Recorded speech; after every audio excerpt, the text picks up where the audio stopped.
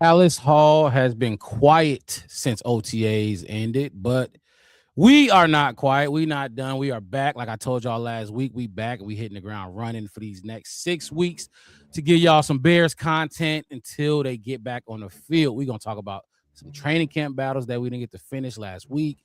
We got some players, some Bears players that's under pressure. We're gonna talk about some players that's under pressure this season and a lot more Chicago Bears talk right after this.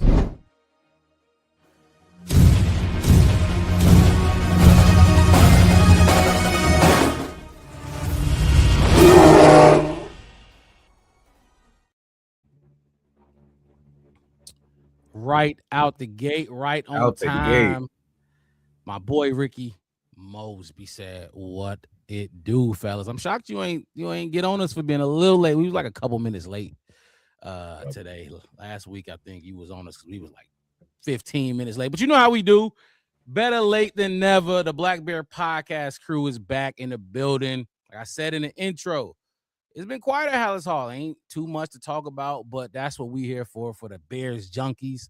Everybody that need their Bears fix. If you want to just get around a group of Bears fans, fellow diehard Bears fans, and just talk about the team that we love, the team that we love to watch, the team that we can't stop talking about on a daily basis.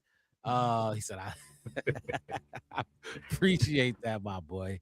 But yeah, just get that fix. Get that Bears fix in our veins. Hit the veins with some Bears conversation. We got a few things to talk about today or tonight, and we're gonna be, me at least, sipping as usual, having a good time. So get y'all crack open a beer, take a shot, however y'all do it, however y'all want to relax on this Sunday night.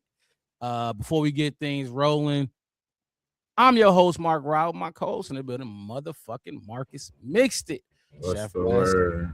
should be joining us soon, later tonight. But how you feeling, my boy? Um, I'm tired. I'm fried, but I'm glad to be alive. So Likewise, I I'm ain't fried, but I'm definitely glad to be alive. You was working. What was the what did you pull, a 8-9 hour shift it's today? like 9, 9.5, something like that. But today they was on my side today because I told them I had to be out of there. I usually don't work on Sundays, so they said we're gonna show you some love and get you out of here a little early today. So I was able to not only get home on time, but in time to be able to, relax a little bit, you know what I'm saying? Mm-hmm. Like not rush in and get right on it. But I'm definitely ready to talk some Bears football. I'm ready for training camp. You know, You these and me. these weeks is coming by slow, but we got about 30 days left. Some not even that.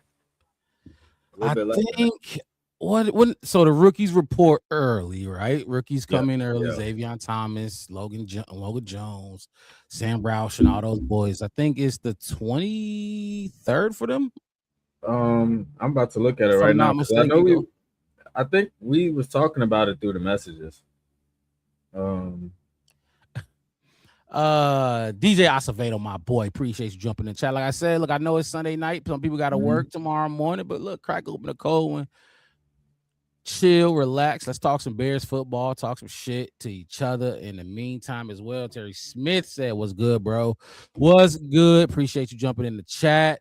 Again, everybody hit that like button and subscribe to the channel if you have not already. I don't know about this one. I'm not understanding this one, but He's saying it's yeah. both of us that look alike. Oh shit. Oh, okay. Well, you know what's crazy? Then The West Spider jumping Man here. photo. West jumping here. They said about all of us, but For Dre, real. Dreadhead gang. We doing this You before. know what? I'm at the length now where I'm starting to constantly have the hair in my food issue. So I'm gonna have to start ponytailing it out or something Every because time you eat, every time you got to go to have yeah. some dinner, especially if you had like some soup or something like that. Something like yeah, yeah, you just yeah, look down and yeah. your shoulder wet or something. Somebody hope you got somebody near you that fuck with you because they don't warn you before you walk around looking crazy. But Yeah. is that so? What is that? Cora? Oh, Cora MDO. Okay, Before and appreciate after. before and after. Appreciate you jumping in the chat. But yeah, so the rookies gonna come in first, and then everybody else gonna come in the building. And they gonna hit the ground running and doing their thing, and that's when those training camp battles really gonna start to happen. And we gonna really get to see. We gonna hear from all the Bears beat reporters. You and myself, we gonna try to get out the training camp again. Like I said before, last off season we gave out at least 20 training camp tickets. So stick with us, keep watching through. We might be able to fall into some luck again and be able to give out a lot of training camp tickets to a lot of people who probably ain't been there before. At least that's what they were saying. They probably just wanted to go again. But they officially released two on the 8th at 10 o'clock a.m. So be on the lookout if you're trying to get them training camp tickets. I'm definitely gonna be there. Terrence Smith said, "Where y'all from?" I'm from Chicago, West Side to be specific, but I'm out here. I'm ready for it. So, Mark Rob, he said, "Where you at?" He really, where you at? Yeah. I'm up north. I'm in enemy territory, behind enemy lines, Wisconsin, Madison to be exact. So not exactly Green Bay where the ops is at, but I'm around the corner. About two. I'm 2 hours from Green Bay, and I'm 2 hours from the city, from Chicago. Oh, really? So, You like right in the middle there? I'm right smack dab in the middle, but shit, that don't matter.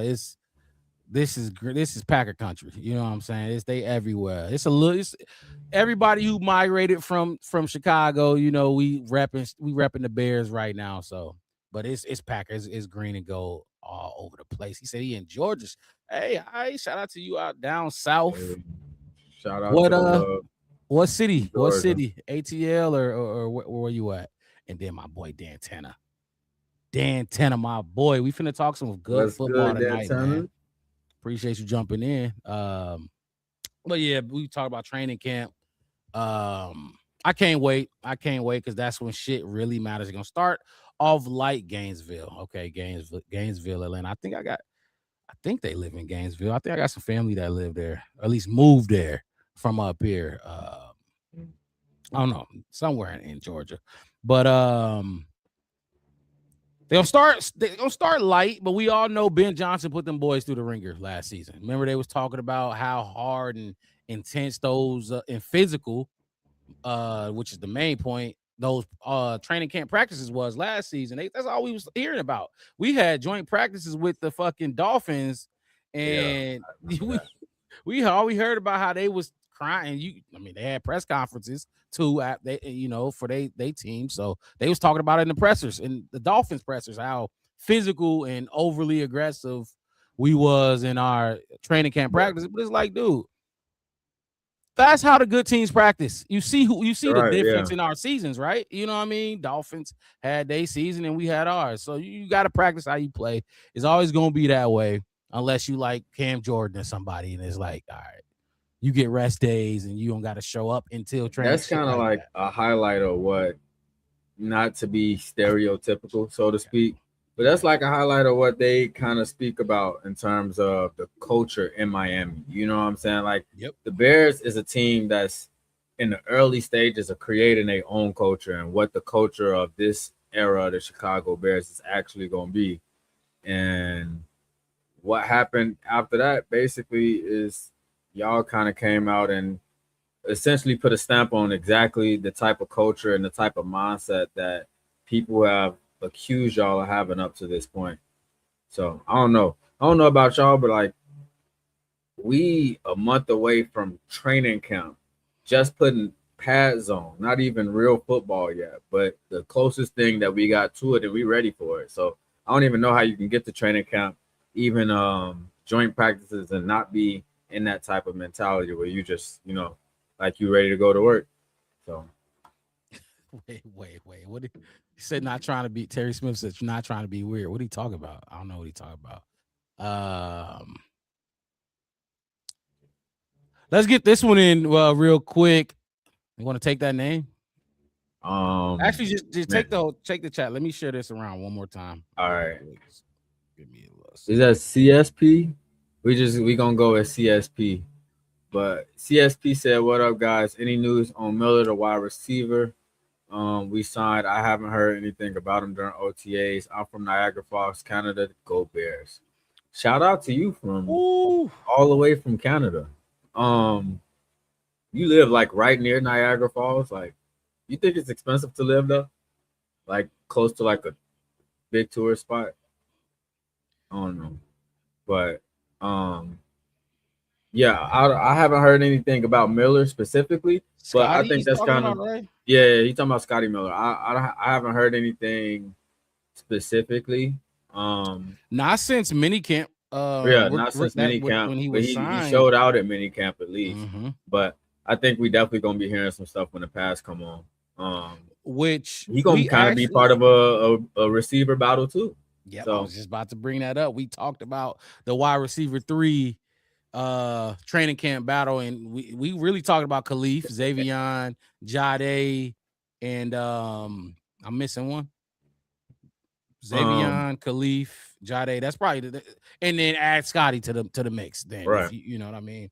We didn't really talk about him, but he's definitely, he's a vet. That's a vet wide receiver that been with some speed, and Ben Johnson signed him for a reason. They brought him in for a reason to push these dudes. Now, it's a lot of speed. Between Khalif, Scotty, and Xavion, made the fastest dude win. That looked like what it's gonna be. You know what I mean? So but I haven't heard too much about him since OTA started and ended. So I'm sure he's gonna be showing up in training camp. We're gonna see him out there when we get out there and get our eyes on him. That's another thing. I love going because we can listen to, what is it, 104, the score. We can listen to the score. We can listen to Waddle and Sylvie. We can listen to Pat the Designer. We can listen to CHGO. We can listen to all those channels, but it's different when you can go see there. it with your own eyes. Man, it's so much different. It's so much better, especially when you know what you're looking for and what you're looking at. Because let's be real, like, they all get paid a lot of money to do what they do, and they got to put content out, and they got to be interesting. You know what I mean, so to speak. They got to talk about things that they got to overhype some things, and then they got to undersell some things. So it's better when you can get out there and look at it yourself.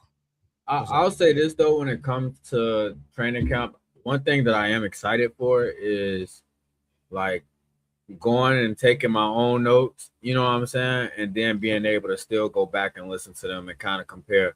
Like, that's really what I'm kind of looking for, is like making my own, you know what I'm saying? Making my own, I guess, idea process of like how these players is doing and what I'm seeing and stuff like that versus what they seeing, because that's really going to tell the story. Like, being able to see it with your own eyes and what you know about football and what you think, you know what I'm saying, is the right thing, or what you who you think is winning in what battles and stuff like that, versus just what's being told to you. And then press conferences and stuff too. Even when they speak about it in the games, like, I mean, not the games, like the press conferences during training camp and stuff like that. Because Ben Johnson really, like, he been a real honest coach the entirety of his time here. So, and another so because when I went last year, and I've been going, honestly, I've been going the last 3 years. I went to at least one. I try to go to multiple, but I went to at least one. And you get to see the one-on-one, like, you get to see the one-on-one battles. Jalen Johnson versus Xavion Thomas. Jalen Johnson versus Rome. You get to see that battle. You get to see the mannerisms. You know when a motherfucker talking shit. You know what I mean? You know when they push and it's a little aggressive, or round 2, they back up. They meet each other in the line again. You know, when they doing these individual drills. You get to see that with your own eyes that it might not get covered in the media. You know what I mean? You might walk away with a different feeling about a player, because I saw JP Richardson and he was shaking dudes. I didn't see not one cornerback. Now, it was a lot of them that he was going up against. He went against some starters and a lot of backups in these one-on-one drills. But I walked away from this last year. JP Richardson had the best route running on the team. Like, he was shaking shit. It was crazy. But I wasn't going to come on here and be like, oh, well, he was, world beater, this and that and third, because I know how shit go. But JP Richardson was a dude that I had some respect for after walking away from training camp. Right. I think that's gonna be one of the top battles though, like the wide receiver room in general, but also who across from them and the DBs. Like, So we kind of still don't know exactly where we at with that. You know what I'm saying? Like Right. as far as players' health, all that stuff, like we still kind of up in the air, and that's really kind of what we're gonna be looking at too in training camp is Yep. what's the availability piece gonna be looking like for everybody. Absolutely. Yep. So let's jump into our first thing. The first topic of the day or the night I want to talk about, and just show some praise because this dude got a lot of heat since I think after his first half season with us. Montez Sweat. Montez Sweat was just voted number 91 best player in the league, however you want to put it, however you want to say it. 91 best player in the league. Player vote. We all feel a way about Montez Sweat. We can't depend on Gordon. We gonna talk about Kyler Gordon a little bit later in the show as well, because that's a hot topic too with Bears fans. But Montez Sweat, look, what was it? 10.5 sacks last season. I believe he had 3 forced fumbles mixed. If you could just pull up his stats real quick. I didn't take them down, but Montez. Yeah, Montez real quick. I don't know how many forced fumbles he had. I know he had like 10 or 10.5 sacks. Yep. 53 pressures, like 39 QB hits or something like that, with like 750 snaps. I looked at his stats. A lot. When we signed him, we gave him like 98 million. But what I wanted to do, I wanted to play the actual release of Max. I'm sure everybody saw it. Max Crosby talking about it. A bunch of offensive linemen talking about Montez Sweat and his impact and what type of player he is to line up against on the opposite side of the line of scrimmage. We give him a lot of heat. Like, I mean, not everybody. Some people be like, yeah, Montez Sweat, what do you expect? He not this and that and third. But there's some people like, hey, you got like Wes, he's not here right now, but Wes said it last week. He was like 90, he called it 98 million worth of bullshit. Remember, that's what he said. Yeah. That's what he said. But his peers got respect for him. You know what I mean? No matter what we think as Bears fans, he got some value in this league. And if we don't like him, somebody gonna take him. Now, 98 million, we can argue about that all day, whether he was worth it or not. But I believe last season he was ranked even higher. I had it written down. 82. He was ranked 82 last season. Now he's 91, so almost 10 spots down. But Montez Sweat is, you want him on your team. And the way I was talking about it in True Pilgrim, appreciate you jumping in, pulling up. We just getting into the football talk for real. Talking about Montez Sweat. He's your power rusher. Let me see if I can get this up here while I'm talking. I'll never forget when I went to the combine and I'm running 4.6 at 255. I'm feeling good. And this big gazelle ran a 4.4 flat. And I'm like, damn. Give me a little Montez Sweat!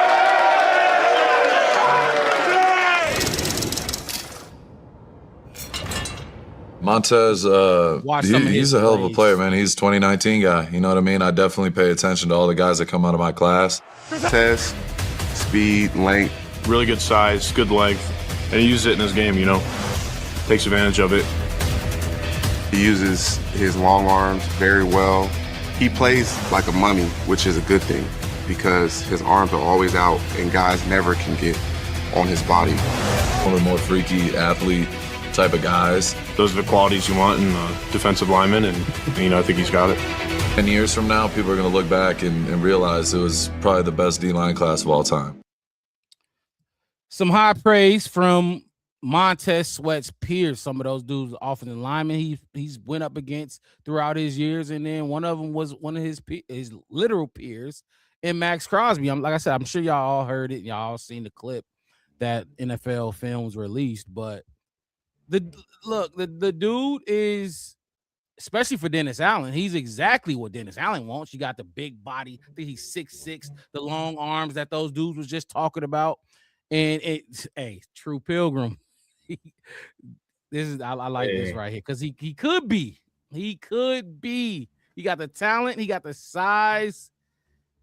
He just, the 10%. The 10%, because when we look at these athletes in any sport, in professional football, basketball, whatever, they're all world class. It's that 10% that makes, that extra 10% that separates them from each other, and that's Julius Peppers. He's in that 10% that Montez Sweat just hasn't got to yet. But he's a dog in his own right. He's a power rusher. Now, I would like a speed rusher opposite of him. Hopefully, that's Austin Booker, our boy. Okay, they just sent me an issue talking about I can't stream to Facebook. But anyway, Montez Sweat. Hey, I'm trying to read this. What do you think about Montez Sweat? Hold on, let me fix this issue with Facebook real quick. It's there. I done had a lot of pushback on Montez Sweat throughout this season because I still felt like his 10 sacks was kind of quiet to me. But when you look at the totality of the offense or the defensive line, everybody was kind of lacking. Like, we were ranked one of the worst teams from a defensive line production standpoint. But to me, it's like when you hear players basically speak like this or whatever, you look at some of the stuff that he did, it's like he's not putting up scrub numbers. You know what I'm saying? But it's like, I don't want to just put the whole thing on the whole defensive line was bad. You know what I'm saying? Like, right. To me, it's like, what are you bringing to the table? Like, are you that? Because to everybody basically talking about bringing in a second edge rusher, to me is like, you need a game changer, right? Montez Sweat for us is supposed to be a game changer in a sense. Yes, so sir. I don't think Montez Sweat is the best, but I can't sit here and knock like, all right, like he didn't do anything. But I think he did get better towards the end of the season. Like, I don't know where he got, like what games he got, what sacks in or whatever, but I seen more production from him towards the end of the season. Somebody in the chat already said when we played the Packers, he played a big role in both games. So we do need that consistent rusher on the other side. I'm with you on needing a speed rusher, and like you said, I've been hoping that it's Austin Booker, but you got a lot to put together to be that speed rusher that we needed opposite of Montez Sweat. So let me ask you this. Like I said, he was ranked, voted, however you want to put it, 82 last season. Does this change how you feel about Montez? Like, I don't know, like, you know what I mean? Like, maybe him being voted in top 100 the last 2 years, it kind of skew it back to his favor a little bit. You know what I'm saying? Because right. For me, it's like, yeah, I like Montez Sweat getting 10 sacks. Yeah. But if we as a team is still ranked at the bottom of the league, then we need to figure out something with a $98 million contract. Now, most of it is paid up to this point. You know what I'm saying? So it's like that part of it ain't really a big deal. But we thought, like, are we going to re-sign him? And, you know what I'm saying? Like, what are the options after that? You know what I'm saying? Like, I want to continuously get better. So at the end of the day, it's like we either got to find a piece that works well opposite of him, and everybody on the defensive line, like, they all got to have a better year. So it's hard to look at Montez Sweat and not give him like a share of the pie when it comes to being ranked towards the bottom. But at the same time, it's like when you put up 10 sacks, but when you put up double-digit sacks, that's a good season. Yes, it is.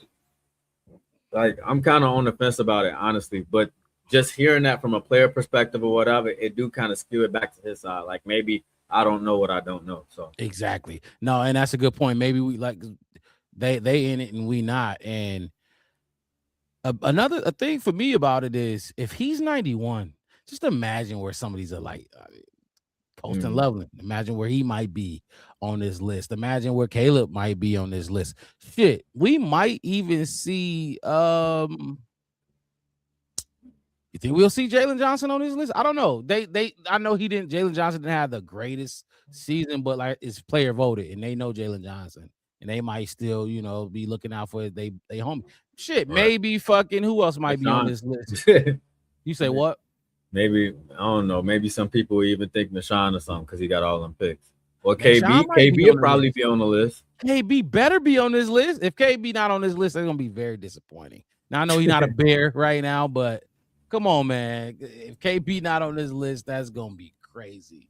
And I know some. So, but I mean, shit. Maybe. Oh, Joe Tooney. That's another one. Joe You know, Tooney's got to be towards the top of the list. Darnell Wright should be on this list, right? Like you get what I'm Yeah. saying? If this is where our boy Montez is at, just imagine where those names will be at. Yeah, that's kind of definitely a different way to think about it, because in my mind, I'm just like, we got a top 100 player on the defensive line that was ranked 29th or something like that. Mhm. That's hard to do. You know what I'm saying? That's hard to do, but it just make you kind of value him a little bit more. Like, he a good piece.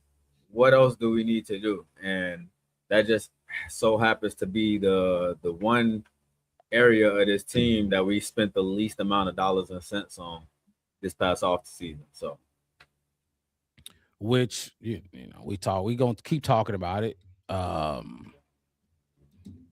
We felt, at least I felt like maybe we jumped the gun on our first round pick, Dylan Thieneman, based off of the resources we put into the edge room or the D-line room, or however you want to put it. But we'll see. Look, Montez Sweat is a really good player. He is. He's not. Is he elite? No. Is he Max Crosby? No. But you just heard Max Crosby giving him the praise. He ran a 4.6. You're like, what the fuck? This dude bigger than me. He ran a 4.4. You know what I mean? Called him a gazelle. Exactly.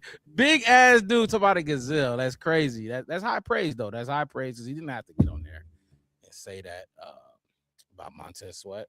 But Does that make you feel any better about them, the Bears, saying that they feel like they got the right pieces? They just need to work on fundamentals and not so much focus on scheme. Like, do hearing that type of praise kind of like go back and be like, all right, maybe they is something valid to what they saying, or you think that that's still just smoke? I think it's smoke. I think at this point, a lot of the players that they got, they are who they are. Now, if you had them paired with a Max Crosby or TJ Watt or some elite dude, yeah, maybe they could come in and clean up and get some sacks that they normally wouldn't have gotten. But you don't have that on this roster, so everybody has to play even better above their standard, above their limit. They got to go past their limit of what they've shown in the league this far. And I don't. It's kind of like with Braxton Jones. Yeah, they could bring him back on the fabricated $10 million deal 1 year, whatever. But I mean, you are who you are at this point. You know what I mean? You're not just gonna magically do something we haven't seen from you before. So I think we're gonna struggle on the D-line again to get pressure. You know what I mean? They had their moments, but I don't think they're gonna be what we need them to be a Super Bowl team, so to speak. So but like I said, I don't want to take away from Montez Sweat getting this honor or award or whatever. You know what I mean? I don't want to take away from him because he's 91. I want to praise him, and he's on the list. It's a lot peer more recognition. Exactly. There's a lot more players than 100 players in the league, and he's on that. He's getting his recognition, and he's not weak. I wouldn't call Montez Sweat weak. He just needs some help. If he get a push up the middle, imagine what he could do with quarterbacks trying to roll out the back door, and he right there. You know what I mean? He's just all we got right now. So what's something that you think Montez Sweat himself could get better at? Like, if you was looking for him to make some type of improvement to his game this season, what do you want to see? Specifically, I just want to see more of a bag. He don't got no bag. Like, that's a great answer. I ain't gonna lie, because when we was watching this, I think it was Max Crosby that talked about him using a long arm. Yeah, I was gonna say that's his best move. Is like if he get that hand up in your chest, he's gonna blow you up. You know what I'm saying? But he definitely don't got a bag. He don't got a bag, and like He a power rusher too, though. So keep that in he is mind. a but power still, rusher through and fucking through. for real. So if he could just somehow get some bend, he ain't got no bend. That's not him. He too big. He not bending. He ain't got none of that. He gonna try to overpower you, use a little 1-2 and you know it works for him. It's been working for him. He gonna get another contract, but if I want to see an improvement, add some more to your arsenal. Add a little bit more to your arsenal, and become elite. Now Yeah. I don't know if he'll ever get there, but shit, you just seen True Pilgrim talk about him in the likes of Julius Peppers. That's another massive dude. Julius Peppers was 6'6", 6'7", fucking exact size as Montez Sweat. He had a bag. He had a million ways to get it. You know, choose one. How you want it? You know what I mean? That was Julius Peppers, but you know, I believe Julius Peppers in the Hall of Fame. If not, then that's a huge disservice to him. So, but yeah, get a deeper bag in your arsenal to help become elite. Yeah, I'm kind of on the same page too, though. Like, he's good at the long arm, though. Like, if you look at some of his highlights from this past season, you're gonna see it a few times where he's driving people off their anchor just off his right arm. You know what I'm saying? So like, he definitely got the strength, but if he was able to add a few more pass rush moves to his bag, he could be a real problem for some of these teams. So I'm definitely with that. I like the Julius Peppers comparison. I did too. I did like that. If he can close that gap, we'll be talking about a player that we definitely need to bring back. He get another $100 million contract, if not more than that. So, but you want to jump into these training camp battles, get into some of these head-to-heads, everybody fighting for a roster spot, fighting for a spot on the 53-man. You ready to get into that? Yeah, let's go ahead. Go ahead. All right, let's start with the left tackles. This is a huge one. Like I said, we talked about the wide receivers last week. At least to be exact, wide receiver 3, Xavier Thomas, Khalif Raymond, Scotty Miller now, like we brought up earlier, and then Jade Walker, who was damn near in that position last year. Left tackles. Let's talk about these left tackles. That's Jedrick Wills, Braxton Jones, Theo Benedict, Karan Amagaji. Am I missing anybody? I believe that's Braxton, Theo, Karan, Jedrick Wills. I think that's it. I believe that's the group that's fighting right now. And yeah, I would just say this, like, quite frankly, I don't necessarily like the options. My favorite right now, I got 2 guys that out of that group, those 4, I got 2 guys that I like the most. And we're not talking about Ozzie right now because obviously Ozzie is what he's going through with the injury. Jedrick and Karan. And I'm gonna tell you why. Jedrick, former first round pick, he's been doing it. He's done it for at least 35, 40 games. 44 total games. So he's done it before. Now he suffered a huge injury, kind of like what Ozzie is going through, and he's trying to get back. I don't even believe he was out there much in OTAs, which again don't matter, especially for the O-line. They ain't even like, come on now. But former first round pick, that's a low risk, high reward signing, getting him in and seeing what he can do behind Dan Rochar. And I'm also say this: no matter what I think about these players individually on the O-line, Dan Rochar give me hope that even Braxton Jones, weak ass, can do something, be serviceable in some way for this team. You know, they talked about him looking a lot healthier than what he did last year. Braxton. Yeah, from last year. Last year, this time, he was like 290, 295, something like that. Now they saying he like 310. And that's where he needs to be. That is like 20 pounds is a big improvement. Braxton Jones ain't never had the best anchor, so to speak. But if Braxton Jones put on that much weight and he looking healthy and he looking back to himself, I'm definitely inclined to see that. I think for me personally, my top two in this battle.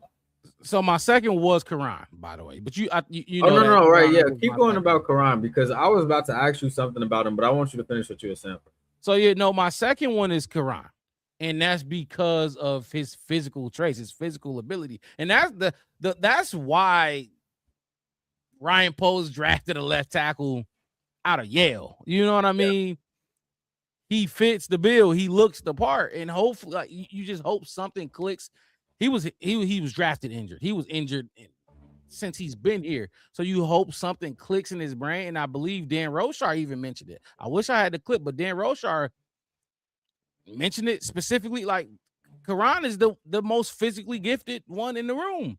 You would hope he could now, but it's a mental game. Everybody's physically gifted in the NFL. Like I was just talking about, it's that 10% that coaching comes and pulls that extra 10% out of you that separates you from everybody in this competition. Quran got to get healthy. We saw Quran. I think we saw him in 2 games starting, the Washington game, and I think it was Minnesota. Now those ain't easy games to be starting, and I believe the first one was Minnesota. Eberflus year, Eberflus last year, and he didn't get help. One of those 2 was his first, but those are 2. And it was terrible. It was terrible. And I still got faith because, like I said, if something clicks in that dude and that kid, and he just like, all right, this is what I want. I'm gonna work hard. I'm gonna work hard as fuck to win this job. He is your ideal left tackle. You know what I mean? Now that's wishful thinking, because now naturally, if there was another guy that I had faith in, I wouldn't even have Quran here in my number 2. I'd be like, yeah, he's the most physically gifted, but fuck him. He ain't, But I mean, it's Braxton and Theo. I don't have to, you know what I mean? So fuck it. I'm gonna take a flyer on Quran. But that's why Quran is my number 2. I don't know if you had another question about Quran. So my thing with Quran is like, where I have Quran in my head, at least, is kind of like in the same tier as wherever you would put Jordan Vanderberg, another player with a lot of traits, but I need to see you put it together. Yep. You know what I'm saying? Like, and it's crazy because if you do put it together, it's not like you going up to the next tier. You could jump a few tiers because you have the physical traits. Like he said, Dan Roshar, he's the most physically gifted in the room. If you put it together, you could be a real problem. Yep. And that's like, to me, that's why I kind of don't have him as like in my top 2. Mm-hmm. But I could see you having a path to get there, but this is a hurdle that you're gonna have to cross to do it. You know what I'm saying? Yep. With me and my top 2, and this is going, and it's kind of not necessarily based on who I have the most faith in, but it's more so like, who am I the most intrigued to see? Okay. One would be Wills. Wills would be my top 1 in that spot. One, because like you spoke on already, he was a top 10 pick when he came in. If he comes in and he's healthy and he can play stout on that left side, you got a top 10 pick on both sides. No, for real. And I'm not thinking that Wills is gonna look like Darnell Wright out there, but still, like, just having that in the back of your mind is like, it instills a lot of confidence. Mm-hmm. And I think that can also play a part into what this run game will look like. Braxton is my number 2. Braxton is my number 2 because I do believe that, like I said, this coaching staff, they don't lie. But at the same time, I don't think that they just like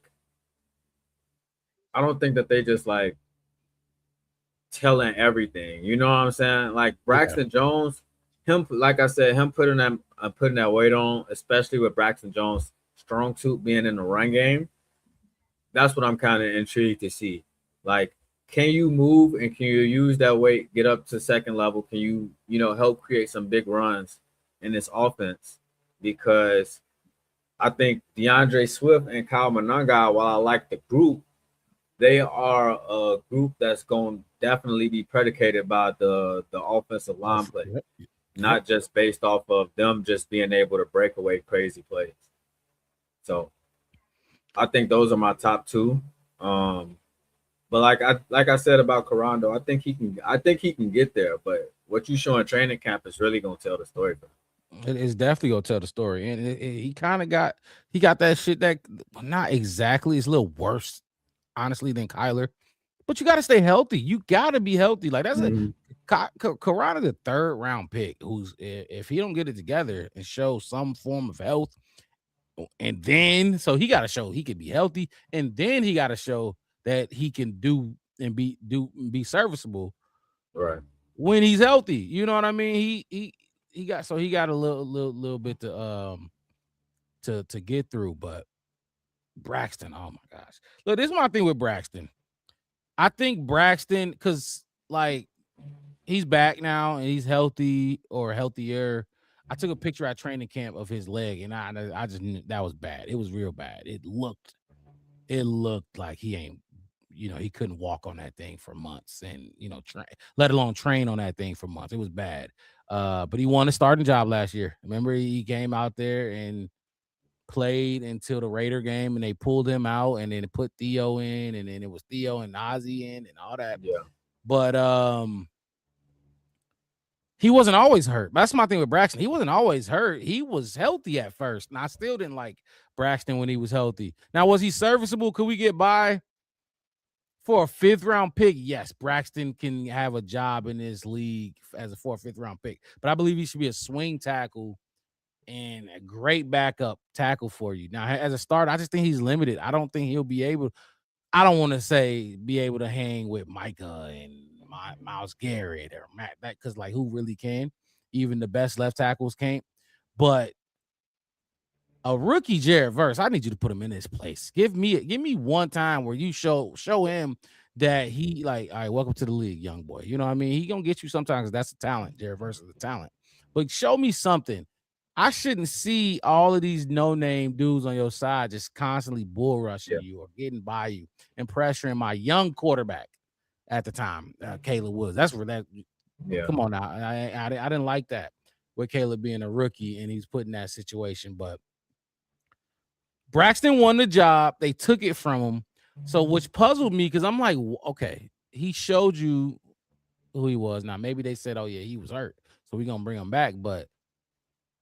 You told me what you thought about him. You took him out the game. You benched him, and he didn't get back in. Not only that, but when we went to the playoffs, they said, fuck that. We're going to put Tooney out there and bring in Jordan McFadden because we still don't want you out there. May the best man win. Like I said, this entire group, I don't really fuck with it for real. And Ozzie, look, let me say this about Ozzie. Ozzie wasn't a world beater. He wasn't a world beater, but he was young, he was serviceable, and he could get better because he had size. And if they could teach him how to run block like Braxton, I do agree Braxton can run block. It'll run block like Theo, then we might have something in Ozzie. But if Braxton wins the job, so be it. Because like I told y'all before, Dan Rocher, I trust him to a certain extent. I mean, I got my own eyes. I see what's going on the field. I trusted Eberflus to a certain extent, and they told me Braxton was so. But anyway, if he wins, more power to him because who's he going up against now? If he was like beating out players like Darnell Wright, that'd be a whole nother thing. But you beating out Theo, you beating out injured Jedrick Wills, and then you beating out, or not injured, but returning Jedrick Wills, and then you beating out Quran. Hey, look, that group is very underwhelming, is it not? Like this battle is gonna be, it's the same shit as last year. Mixed it. We went through this whole shit basically. But my thing about this group though, and this battle specifically, is it's annoying. Whoever the swing is gonna be whoever's not starting on that left side, whoever the swing is going to be the best run blocker out of the last 3 people in the room. And for the left tackles that you got, That's kind of what all of them is really strong at. With the exception of Wills, we don't really know. We don't Theo know was better at run blocking than he was at pass protection. I think Karan is better at run blocking than he is at pass protection. And that's exactly what Braxton is. So with the exception of Wills, we don't really know. But the question ain't really who gonna be the best run blocker, is who can pass protect on the island. Who's gonna need the least amount of combo blocks to help them get through a game. You know what I'm saying? Like, Yeah. that's Ben Johnson spoke about it last year. That's what he's looking for on both sides. But you got pretty much 4 people on the line that can do it. Who's number 5? And even then, last year when we was in training camp and stuff, he said in the middle of training camp, like, nobody came and really took the job, and that's what we waiting to see. Yep. We waiting to see which guy steps up and says, "This is mine." And we kind of had pass protect by committee until Ozzie got his shot. So, And Ozzie was a pick who at first, like I said, Braxton beat Ozzie at first, you know, last off season. So they didn't necessarily like what they saw from Ozzie, and then, you know, they figured it out. But we'll see. This I can't see this group lasting past beyond this year, which they see something I don't. They really see something I don't. You know how I felt. I thought my number 1 player in the draft, which we didn't, you know, we weren't going to be able to get. I think Miami took him up like 13, top 15, was Proctor. You know, so we weren't going to be able to get him. But I wanted to address this position as the time leading up to the draft we got closer. I'm like, okay, I'm settled. I don't want the D line. I want to get this left tackle. right, yeah. We couldn't do that, but Just kind of put a stamp on that question. yeah. It's kind of the same thing we had at center, like, just never ending saga to the question is, who is your center? Like, who's your long-term piece at center? Up to this point, how many centers would Caleb have played with by the start of this year? You had Dalman last year. Who was before him? We had Was it Bates? Coleman Shelton and Ryan Coleman Bates. Shelton. He had 2. He had both of those dudes his rookie year. Oh, So my now God. he'll be on his 4th guy To be on his in 4th 3 guy. years. And you see, like, his rookie contract not even up. Exactly. And for as good as Dalman was, it was rocky at first between those two. Like, not individually, but it was rocky. Like, remember there was a couple times like it was weird snap shit going on between them, where like he'd snap it and Caleb couldn't grab the ball, or he would follow. Like, remember that weird shit that was going on between them? But it took him some one time. where he never even let the ball go. He never let exactly. He never let the ball go, but it took them some time to actually get going and getting this because, like I said, individually they were good. Dalman helped the man out with all the line calls and shifts and everything, but together they needed to be on the same page, and it took some time. So, like you said, this is going to be the Coleman, Bates, Dalman. Now you got Logan Jones, maybe Logan Jones. It might be 5. You know what I mean? If one of them get put out of their spot, yeah, exactly. Which is why crazy. Why we moving on to another very, very, very important camp battle. Before we get into the centers, do you think we got better on the O line? Do we get worse, or do you think we just the same? I think as a whole, I don't think we got better. I think the lack of continuity kind of creates that issue. Both with Ozzie being out and with Dalman retiring. Because with Ozzie, is like he was better at pass protection than he was at run blocking, but he also he was getting the reps to where he can get better and better. Yes, and now that gets curbed because you got a major injury, a really major injury at that. And we kind of back to the drawing board on trying to figure this out. Now, we just kind of broke down why center is what it is. Like, but just not like those are two positions. It's kind of, to me, honestly, is the two worst positions to have as many questions as you do. Your center touches the ball every single snap, and your left tackle is your blindside tackle. So the fact that you still going into this year having to figure out those questions, even though both of those situations weren't in your control, Right. I don't think you got better. I think you do got a lot of potential, at least in the center spot. But that's a situation where it's kind of like, you got to show me. I got to see it to believe it. And with left tackle, I think we kind of just surviving right now. So, Well, Logan Jones and Garrett Bradbury are the two centers that's battling, and this is a head-to-head. This is your typical head-to-head. We just talked about a group that had 4 guys battling for one spot, as we did with the wide receiver 3 position. It was like 3 or 4 dudes battling for one spot.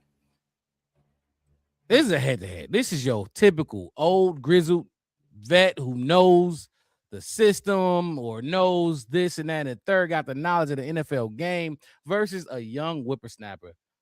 It's a young man's game. It is. And yeah, he was a second round pick, right? He was our first.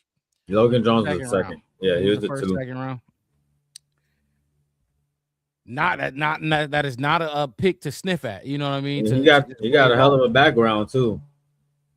You got it up. You want to rally some stuff off, or because I know he won. We won the award, the Remington Award, right, for best center in college football. Now, how many years did he play in college? If now just keep going. Pull up whatever you got to pull up. But I believe so. He won that award, and I do know this. He backed up one of the dudes that what did I say about Tyler Linderbaum? I would have now look. Nobody expected it to be as high as Tyler Linderbaum got, but he had it was 18 million for the record, and we knew he was gonna break the record. Tyler Linderbaum, I would have gave him 20. What did I say? Like 24, 25. Didn't he get like 28, almost 30 million a year?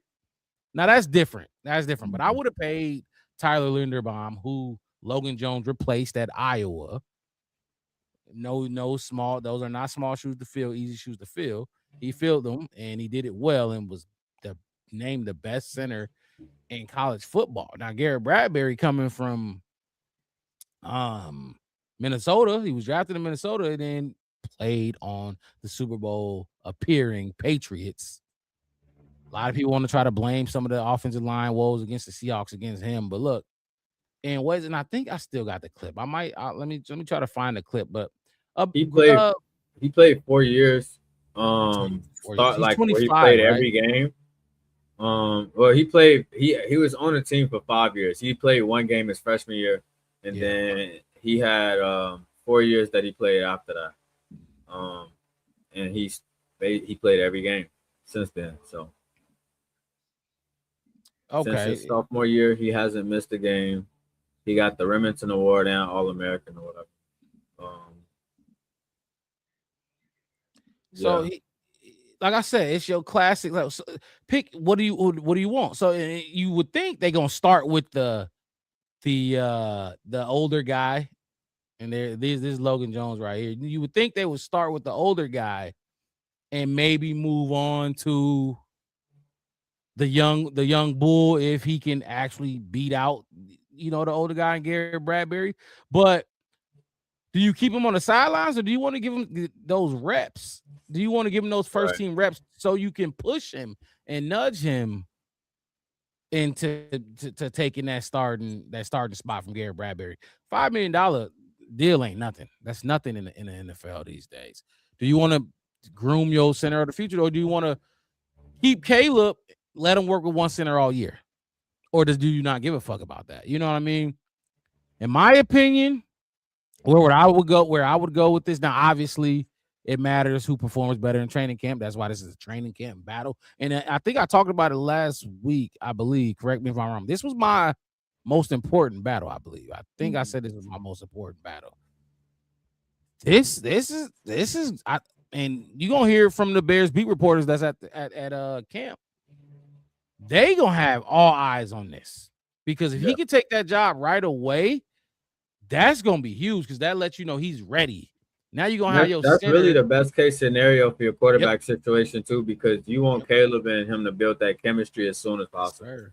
So you want him to be ready as soon as possible.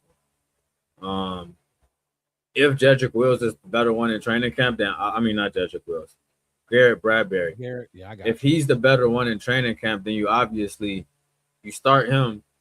But at the same time, it's like you got to think that Logan Jones, he wasn't brought in to just sit back and, you know what I'm saying, like no fight for that spot. And if you show to even be close to Garrett Bradbury, you might be really turning some heads early, and just that's really going to determine, or it's really going to show how much this coaching staff is valuing that continuity and that connection between your quarterback and center exchange. Because Ben Johnson and Caleb both talked about Drew Dalman as being a core piece of what this team was last year on offense. So called him the Incredible Hulk, and that means his brain, his smarts, Drew Dalman. Bradbury might have the edge when it comes to shifts and calling out this and that. You've been here. You played 44 games in the league, so it's like you kind of you've been doing it. Yeah, you've been doing this for a long time. So you got the starts.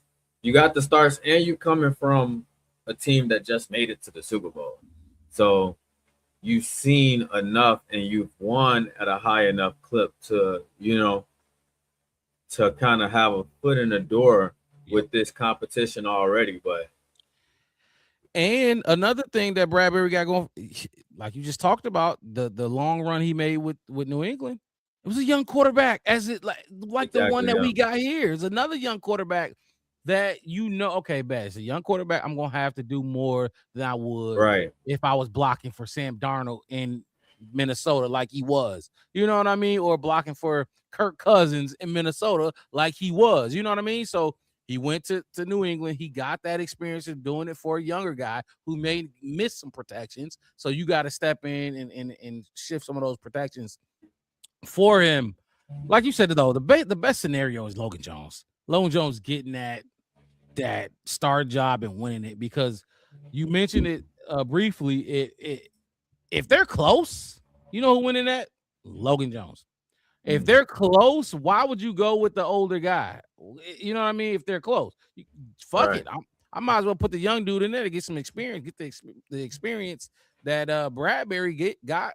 And if you need the vet that already know the protections, know the schemes, and all of that stuff to step in because of anything like an injury, anything like that, then you can kind of expect to not really have too much of a drop off. Exactly. And look, in my opinion, and we gave our 2 with the left tackles. I want Logan Jones to get this, just because it'll validate the pick. You know what I mean? If you draft this kid and he not playing, it's not it's not the end of the world, but it's just like, okay, well, that's kind of annoying because now you got Dylan Thieneman, he'll play, but then you got Logan Jones, kind of like what we talked about following the draft. Logan Jones, who wouldn't be playing. Then you got Roush, another pick who won't be playing. Then you got Xavier Thomas and Malik, depending on what happened with those 2 dudes. And they battles, which they both are in battles. And we're going to talk about those this offseason as well. It's like, okay, now it's like that your entire draft class ain't playing. And we just saw what happened last year. What happened with that draft class, Colston Loveland, Luther Burden, fucking Kyle Monangai, Ozzie Trapillo, like them dudes was fucking playing. They even gave Ruben Hippolyte a chance. He just, didn't pan out. So to see that go to this is going to be kind of discouraging, but it's also a room where a lot of these dudes can play. Logan Jones, Dylan Thieneman, Malik Muhammad, he can win a spot, and Xavier Thomas. This draft class can be just as good as last year's draft class. And if that happens, mixed it, dude, this is exactly what you've been wanting. Like, this is your wheelhouse for a GM if that happens. Young, cheap, homegrown players that you don't have to pay for until this is what when they get to year 3 and 4 and all that. You don't have to pay them, but you ain't got none of that extra outside noise. No Max Crosby's that you had to give up 2 first-round picks or pay them yada yada type of money. This is perfect if that happens with this draft class. What is True Pilgrim talking about? Yeah. Logan Jones needs to play. He's already 24. I thought he was 25, but that's what I'm saying. That we both just said it. That is the ideal. That's ideal for. Yeah, I think as much as this is a situation where you want Logan Jones to win. Yep. I think if he does win, it's as much as it is a reflection on him, it's a reflection on Caleb, because that's Ben Johnson also trusting in him to take the reins and be the veteran in that quarterback center combo, right? Like with Drew Dalman last year talking about setting the protections and all these different things that helped Caleb. Now it's on you. Now you're the one that might have to account for what he might miss. You know what I'm saying? And that completely changes the game. But with as much confidence as you see in what Caleb has been and just his approach to continuously getting better year over year, I would think that in year 3 that's also a challenge that he'll take on and be like, I feel like I know what I'm seeing when I get out there now, right? Especially when you know this offense the way that we expect him to know this offense. So I think if Logan Jones does win, I think that's both Ben Johnson kind of speaking on, well, majorly speaking on Logan Jones and him being ready, but that's also speaking in trusting in Caleb to be able to make the right play, to be able to make the right assessment of plays. So, this Bradbury? Yeah, that's Bradbury. We play Logan Jones, so I thought, why not play some Bradbury real quick with the Patriots? And I 100% agree with you.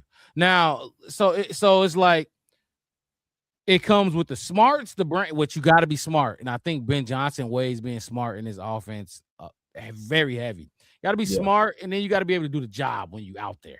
You know what I mean? You got to be able to block. So you can know what to do, but can you go out there and do it?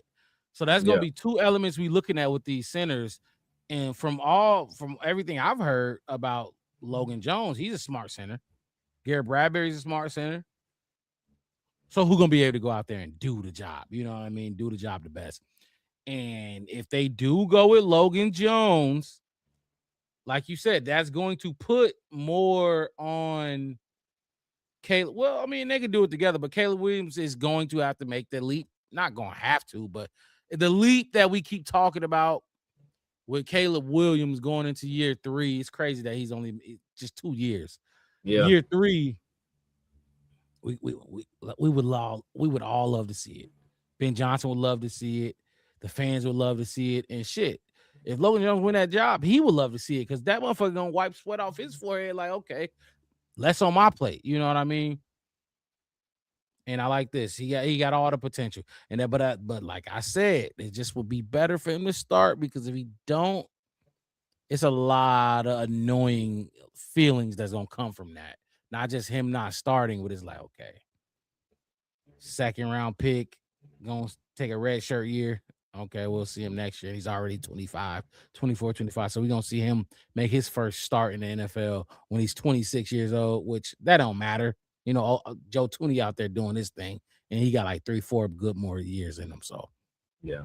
I say Logan Jones. I'm pretty sure you say Logan Jones too, right? Yeah. That you'd want to win that battle, so. And you know what? It feels like Logan Jones winning the job is the steeper hill to climb, not in terms of him winning the job, but in terms of what it does for us and our team in this season and stuff like that. For sure. But that's the road that you want to be on. So I believe it's been Brad. I believe, and correct me if I'm wrong, if you heard something else, Bradbury he's been doing the number 1 thing, right? It's been Bradbury, and Logan Jones has been getting some, but they're going to give Bradbury the opportunity. It's kind of like Kirk Cousins in Las Vegas. if you listen to their interviews, Kirk Cousins is not taking no what is Case Keenum type role. That's not what he's there for. At least not right now. He want to play. You know what I mean? He want to play, and then he'll win that starting job, and then he'll mentor Fernando Mendoza. But he's not there to try to just sit in the back and mentor no kid right now. He want to play, and that's what Bradbury want to do too. So it's my favorite one. This is my what was your most important, or what's your most important battle, or and what's your most favorite battle if they're different? That's a good question. If they're different, they might be the same. My most important.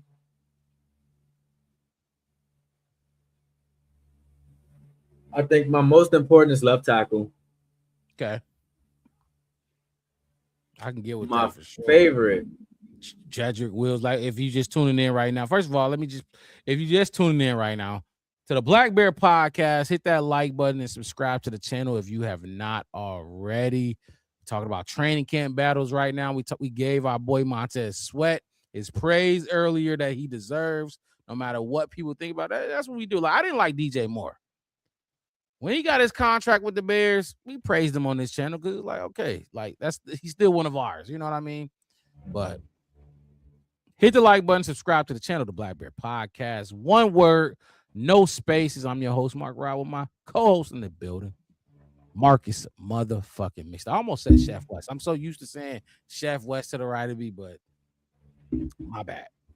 So, favorite and most important. Yeah, my training favorite camp battle. Like I said, my most important is left tackle. Left tackle. I just think it affects so much. It's the run game that is gonna affect. That is my big thing. Is I think having a strong left tackle in the run game, and also being able to pass protect on Caleb's blind side is a big thing. But I think you need to have a wall with 5 guys. You can't have it with 4 or 4.5. You need a wall with 5 guys in order for that run game to stay top 3 this season. My favorite one, True Pilgrim, kind of just you ruined it. Thanks. It's the DBs. That's my favorite one. That's my favorite one. Opposite of JJ. JJ, you almost in the room with him. Like all y'all ass almost fight. He got a lot to prove with his health. Jalen Johnson, as much as he's one of my favorite players on the team, so this kind of is gonna suck to say, but your boy, you are now officially in the Jaquan Brisker spot. You have to prove your health, or the team might be looking some different ways very soon. And that's hard to say because I think Jalen Johnson is a great corner. But last year I didn't see Jalen Johnson. I didn't see him when he came back in week 2 and then went out again. I didn't see him when he came back in like week 10. And I didn't see him in the playoffs. I did not see Jalen Johnson nowhere last year. I seen him the year before that. So hopefully him with a little bit more time to get healthy can show back up and be on this team. So and I do think I will say this about Jalen Johnson. I know he's getting a lot of heat from Bears fans, especially with it coming out that he don't feel like he's 100% healthy right now. He ain't got no choice but to be. You know what I mean? I think he will be. He knows this. Is this a contract year for him? I believe it is. Like I think so. I think so. So it's either this year or the next year. The next one. It's his last one. He not stupid. He knows he gonna show out again like he did. Remember, he didn't get an interception, or he had one interception his entire career until his contract year. Then he had 4 interceptions out of nowhere. We like, what the fuck? They paid him his money. And last year, the non-healthy version of him snatched the fucking ball out of somebody's hand in the end zone and walked away with it. Oh, so who was the receiver? That was a known receiver. I can't remember. He's known. He ain't a nobody. Was this the Browns game? It was the Browns game. It was Was it Judy? He snatched was it Judy? It was Jerry Judy. He snatched the shit right out his hand. Didn't they trade Jerry Judy? I thought they traded him. No, they didn't. They didn't. No, I don't think they traded. okay, Jerry. I'm wrong. If they Yeah. did, that's crazy. It was Judy. It was Jerry Judy. Judy Okay, ain't okay. great, but It y'all was ain't that Browns. great. So Because I remember everybody was pissed about that because, you know, the Shador hype, and I'm not a Shador hater, but I'm just saying the Shador hype was on 1,000, still on 1,000. I think he sold the most merchandise or jerseys. But anyway, look, this is a big one, and I was gonna save this one for next week. Talk about the because there's more battles we got to get into. You want to talk about the cornerback one? You want to get into the cornerback one? we can save it, but because we brought up Jalen Johnson, I do got a question. What's up? Because I do want to save it since we kicked off a lot of offense today. Next week we can kick off. Talk about some defenses. Yeah. I got a few defense battles. It's a true program. We know you should be around, but next week tune in. Make sure y'all definitely help for that defensive side of things when it comes to these training camp battles. The more iffy side of the ball. I think everybody, we all like agree the offense gonna be good this year, especially what we've been hearing. The offense is much better. They better than they were last year at this point. You know what? While we talking about offense, I What's had a revelation since we last been on him. Okay. And I wish Wes was here for this part. Yeah. Because we talked about receivers. Okay. We was talking about the wide receiver 3 spot, right? Yeah. And then we brought up wide receiver 1, where we thought that was gonna go and stuff. Now, me and you, we both said we kind of feel like it's edging towards Luther as being wide receiver 1, even though. Did I say that? Well, I don't know. I don't know if you said it, but I think I might have said it. I'm so iffy on it. I'm like, damn, it's definitely up in the air. But then when you look at it, when you think about it, it's like, shit, do it matter? Because he probably not even gonna be the number 1 target. But then because we all know, and if you're not new here, you know Rome. I mean, Wes is a Rome stan. So anytime you say Rome is not number 1, Wes is gonna stop everything. And he gonna talk about it right there and now. But I thought about it more and more over the weekend, and I'm just like, when you look at some of these heavy sets, 13 personnel, etc., when you only got one guy on the field at the wide receiver spot, who do you think Ben Johnson is trusting to be that one guy right now? I think it depends on the situation, but like I'm not. That's going too deep. But I'm answer the question as vanilla. You think it's still a fine line between the two? I think if they're in the red zone, it'll be wrong. But I think if they're like, you need a route to be ran to get 15 yards, type shit. Wait, one wide receiver. Yeah, it depends on look, I'm gonna keep it simple. One wide receiver, 3 tight ends. I'm gonna say it's gonna be Rome for right now. I'm gonna say that for right now. But like that's why I'm like that when you said that, I'm like, damn, did I say that? Because I really do think the battle is way more because Rome has done more than Luther. Like with all the hype Luther got, Rome has still shown us that he is like that. Like now he ain't doing the 50-50 balls that we wanted. But the first 3 or 4 games, he was leading the league in touchdown pass. He had like 6 touchdown passes. Yeah, 5 touchdowns in like 4 weeks. He was scoring every week. He kept scoring. So I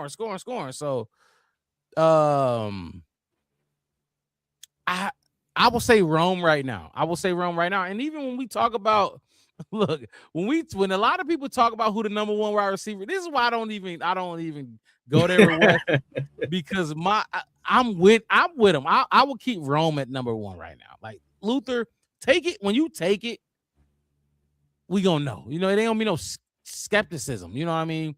But since at least I'm indifferent. Like it's Rome's job. But my thing with Rome is just the drops, the weird drops that Luther got stronger hands. Yeah, and that's the part that Luther had a drop that pissed me off. And that's what he did. He definitely did. But more than drops, he had situations where he damn near didn't even know where the fuck he was supposed to go or what he was supposed to do. He had that showed up in a few times and Caleb threw the interception, which I didn't like. That Caleb was so pissed at him that he threw, which he should know. But then Caleb was like, you threw the ball though, Caleb. You know what I mean? I get it. but you didn't. Like I think for me it's like as much as I want to say Rome, I just feel in my gut that right now Ben Johnson might trust Luther catching the ball more. Like to me, the drops is hard to unsee with Rome. You know what I'm saying? Like especially it's so when hard we to came unsee. when we were drafting these kids, Caleb and Rome, me and Wes emphasized the 50-50 catch radius, like not radius, but percentage, successful percentage. He didn't drop shit. That's the issue. You hate to draft a dude because of this strength, and you're not showing And me you that don't see strength. it. Now you're just a player that's getting catches because Ben Johnson is drawing it up. You know what I mean? That's not what we want. We want to be just like Caleb. When the play don't work, guess what Caleb can do? Make a play for him. Bail Ben Johnson out. Ben Johnson has said this himself. Bail Caleb out, Rome, because that's what the play is dead. I'm rolling out. Ben Johnson play didn't work. My throw ain't gonna be perfect. Fuck it. Bail me out. Bail me and Ben out. You know what I mean? That's what we haven't seen that yet. That's my only thing with him. I do think he's still over Luther though, right now. For right now. Do you think we're gonna see a shift during training camp? Like, do you think there's a possibility that one of them can put a stamp on the number one spot throughout this period? Or do you think when it comes to wide receivers, it's really going to be focused on that third spot? I think I think it's going to be both. The third spot going to be spotlighted and focused on, but they going to downplay it. The Bears, Caleb, they all downplay it. But you think Rome and Luther not thinking about it? First of all, fuck Rome. You think Luther is a I don't want to call him cocky, but he's very confident in himself and what he can do and his abilities. Yeah. And Pilgrim just said Rome is missing something. He's kind of soft. That's how Rome is. Rome, like they ask Rome a question about the wide receiver one battle in training camp, he's gonna shy away from it. You think Luther is? He ain't gonna just throw his man under the bus. Luther gonna say, man, look, I am who I am. Can't nobody, you know what I mean? He gonna say some shit like that. And that's just they just different. And if Luther just want to keep grabbing motherfuckers by the throat, exactly, Luther. Right. Exactly. It's just going to be inevitable. What Kobe say? Be undeniable. If he becomes undeniable, we ain't going to have no choice. All his fans, they ain't going to have no choice but to say Luther is number one. But we going to see. That's why this is going to be a training camp battle that I can't wait to follow and listen to what's going on out there. True Pilgrim said they love Luther. Yeah, he does. Grimy, I forgot to shout you out when you jumped in the chat earlier. He said, y'all see the Browns drafted another QB? I hope. I don't think they drafted no QB. I don't know. I don't know. If they did it late as hell in the draft when round 3 or something. I don't know. I don't think they drafted a QB though. They might have got somebody in free agency or UDFA or some shit though. Brought another guy in that room just because cause I think Deshaun Watson I hope not. I hope not. So we talked about the line up to this point in the training camp battles. I want to bring up somebody online that we kind of talked about him a little bit. He's not in the training camp battle. Yeah, O-line. He not in the battle though. Darnell Wright. Okay. Well, all right. It's almost time for him to get paid, ain't it? If you were in the Bears position right now and you could put a number, just go off the top of your head. Don't research. Yeah. Just tell me where like what's the number that you would give him per year right now? I don't know what I think right now he's the 22nd highest paid, right? On a rookie deal. That's hard because not knowing the market and where they at, I might throw a number out like because Okay, so let's say this then. Yeah. Would you be looking to reset the market? Would you For be Darnell looking to Wright? make him No. the highest pay right? No. Okay. And I don't not tackle. He's not gonna be the highest. Yeah, no. Okay.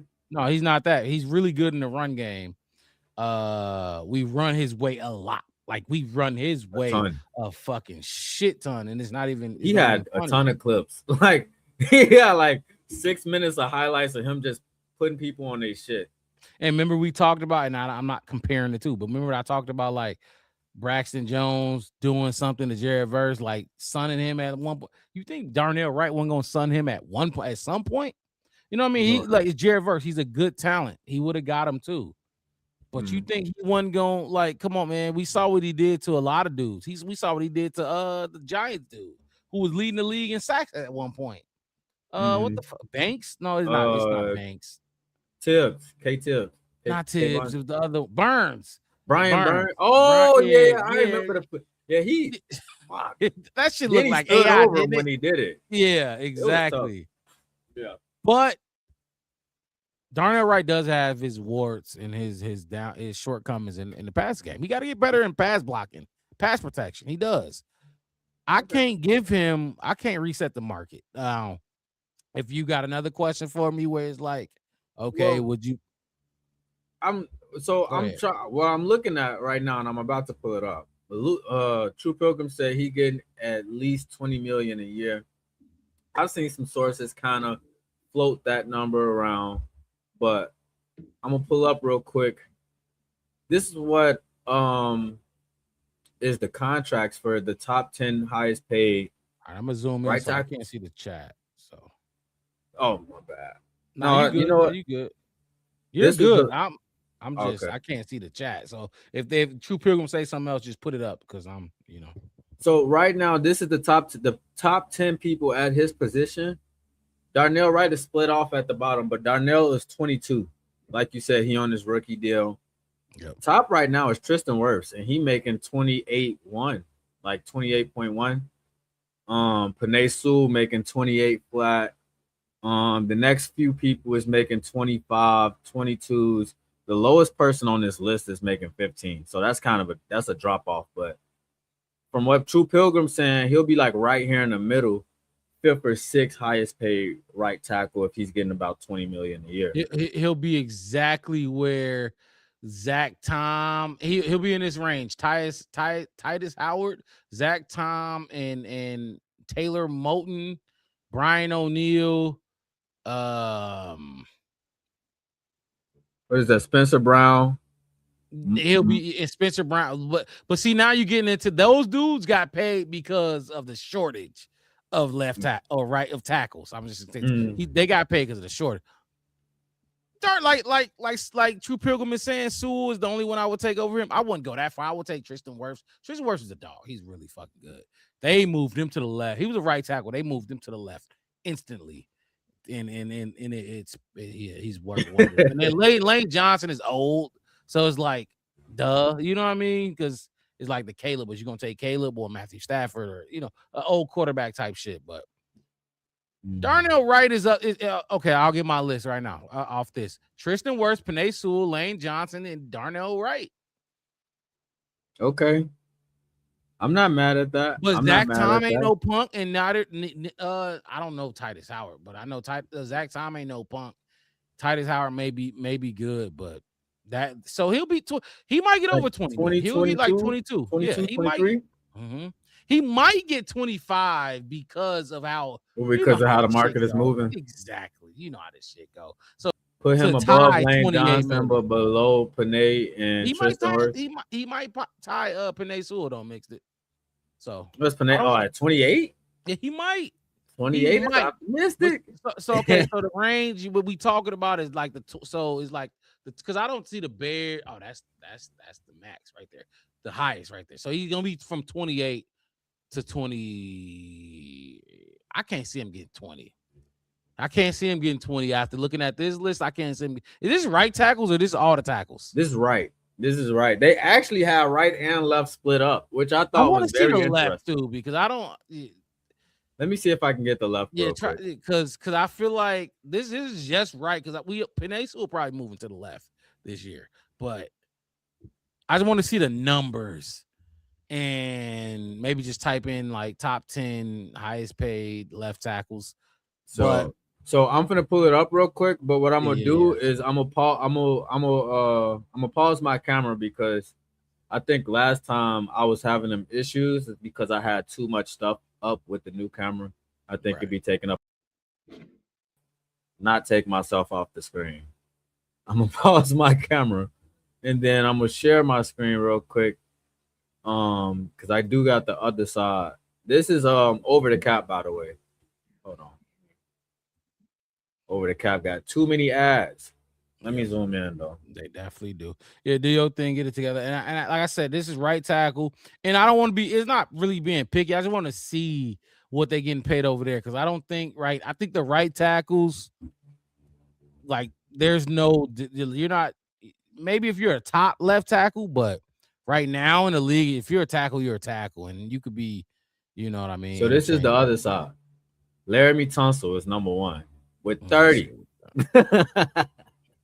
Okay, so Slater, the Commanders just gave him that, right? Yeah. 50, yeah. Charles Cross, 26-1. Christian Darrisaw, 26. Bernard Raymond, 25. Trent Williams, 25. Andrew Thomas, 23-5. Jake Matthews, 22-5. Jordan Mailata, damn, 22. I don't know what the hell going on with me today. But left is obviously getting paid a little bit more for obvious reasons. That's that blind side. But I do think after seeing this, I think you kind of spot on with the 25. I think they're going to kind of put him and Trent Williams right there in the same boat. Yeah. Like, you know how it is. Like, we could look at it from the Bears side and what, because if it was up to the Bears, it's going to be, I can guarantee you, if it was up to the Bears, it's going to be like 20 to 20. From 20 to like 25 range, maybe 18 to 25. It ain't gonna be 18, but it's the Bears, so they got to get the best deal for them. So it's gonna be like 18 to 25. But with his agent, they're gonna be asking for Tunsil. But is it David Mulligetta? Because he get everybody paid. Him and what the is it Rose? Yeah, the Rose dude name. Damn, he everybody. Oh, but fuck, I don't even know. Oh, there go my boy Wardell. We've been cooking, man. Appreciate you jumped in the chat, man. We've been looking for you. But we've been cooking. For his agent though, mixed it. I'm gonna probably say,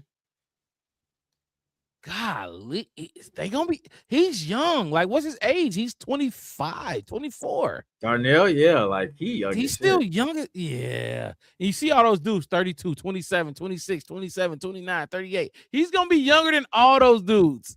Yeah. You know, yeah, he was an all-pro second team this year too. He's like the youngest dude on this list. Now that I keep going down, he's younger than all these dudes. And to be honest with you, I think another thing that's gonna factor in too is he's the youngest player on the line outside of Ozzie. Everybody else on the line is older than him. And he's obviously the piece that they're going to build around. So I think that also plays into it too. But I think if forget what I think they should pay him, what do I think is appropriate? Yeah. I think that 25 range is appropriate. I think that kind of, to me, if it was me, I'm looking at it like I feel like 25-ish, maybe 26 and a half. You up Trent Williams, but you're not you kind of probably. I think you probably sneak into the top 5 with that, right? But probably not if you consider this side. The other side, he'd be top 3 at 25, I think. Because the highest was 28, and I think there's a few had 28 million. Yeah, so he'd be pretty close. 25, True Pilgrim said 25 is fair. That should satisfy both parties. That was yeah. And then give him I think I saw somebody with 91 million guaranteed. The guaranteed money is what really gonna matter. And they gonna dude from the Chargers, Rashawn Slater, he getting 92 million guaranteed. Yeah. You know what I mean? Give him 25 a year, 4-year deal. The Bears don't do them 5-year deal. Give them like a 4-year deal and give them. I'm looking at 75 guaranteed, 60 guaranteed. Most of these is going through 2029 and stuff like that, fully guaranteed. I see the highest is like, well, the highest right now is Andrew Thomas, but he Well, just so got what's the difference between fully and total guaranteed? I'm confused. fully guaranteed. Oh, shit, I don't even know. Fully guaranteed and then total guaranteed.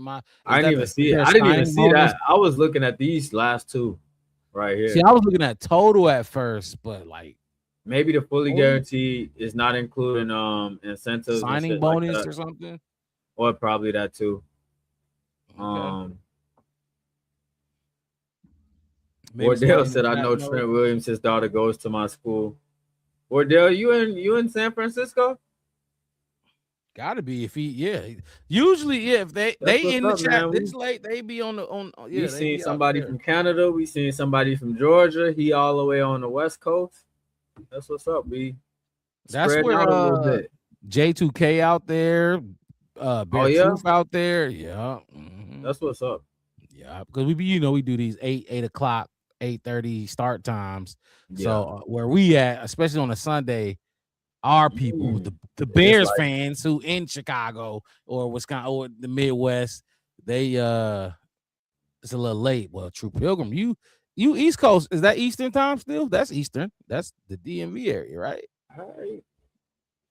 So Shout out to the love from the different time zones. Man, we had a dude from London, England, last season. Cool dude. Was it during the season? I feel like I remember that. It might have been not this past football season, but like this last year. Like I think I remember somebody from it was somebody from South America last year in the chat. South America. During one of the post game shows. It might have been. It's dope when you get when you see like the reach of the Bears.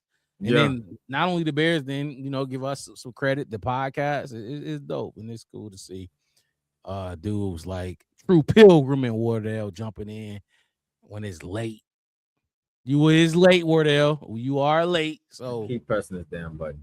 All right, nah, you good. You good. But look, Darnell Wright deserves his money. He does deserve his money.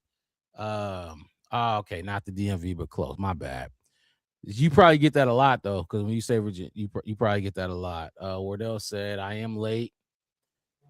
What we talking about? So I can get some questions going. Like we just was talking about Darnell Wright. Damn, he missed a lot. We talked about training camp battles. Yeah, mostly on the offensive side to this point. We went through the offensive line, that left tackle spot, the center spot.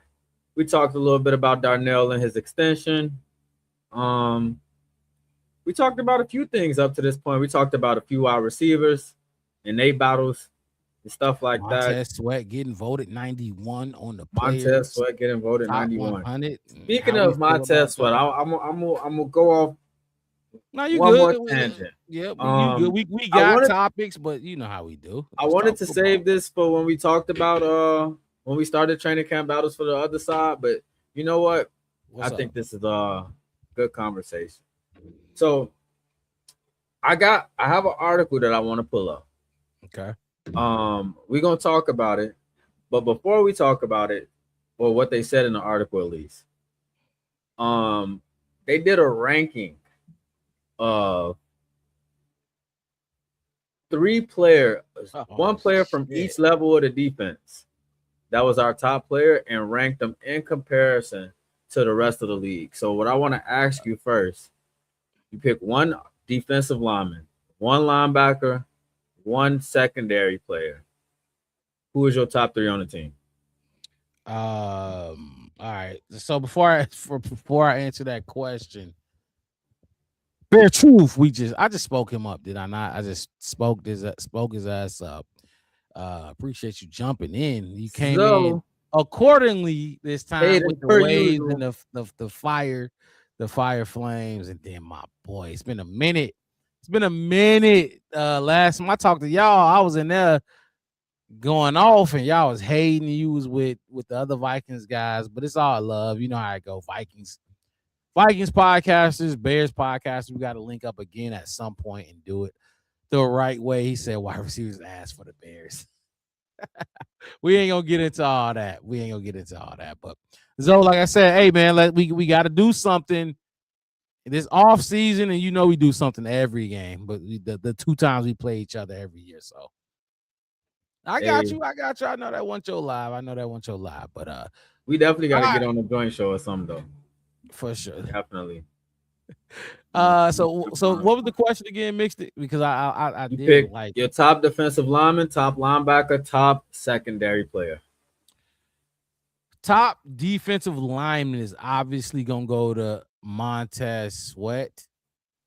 That's an easy one. 10.5 sacks, 3 forced fumbles, led the team. Led the team in that area. 91 on the top 100. It's a lot more than 100 players. That's a good player. It's a real good player. Is he elite? No, but he's better than anything we got. Was he worth $98 million? I don't know. We can argue that every week, all day long. But Montez Sweat is the best defensive lineman we got. What was the next one? Linebacker.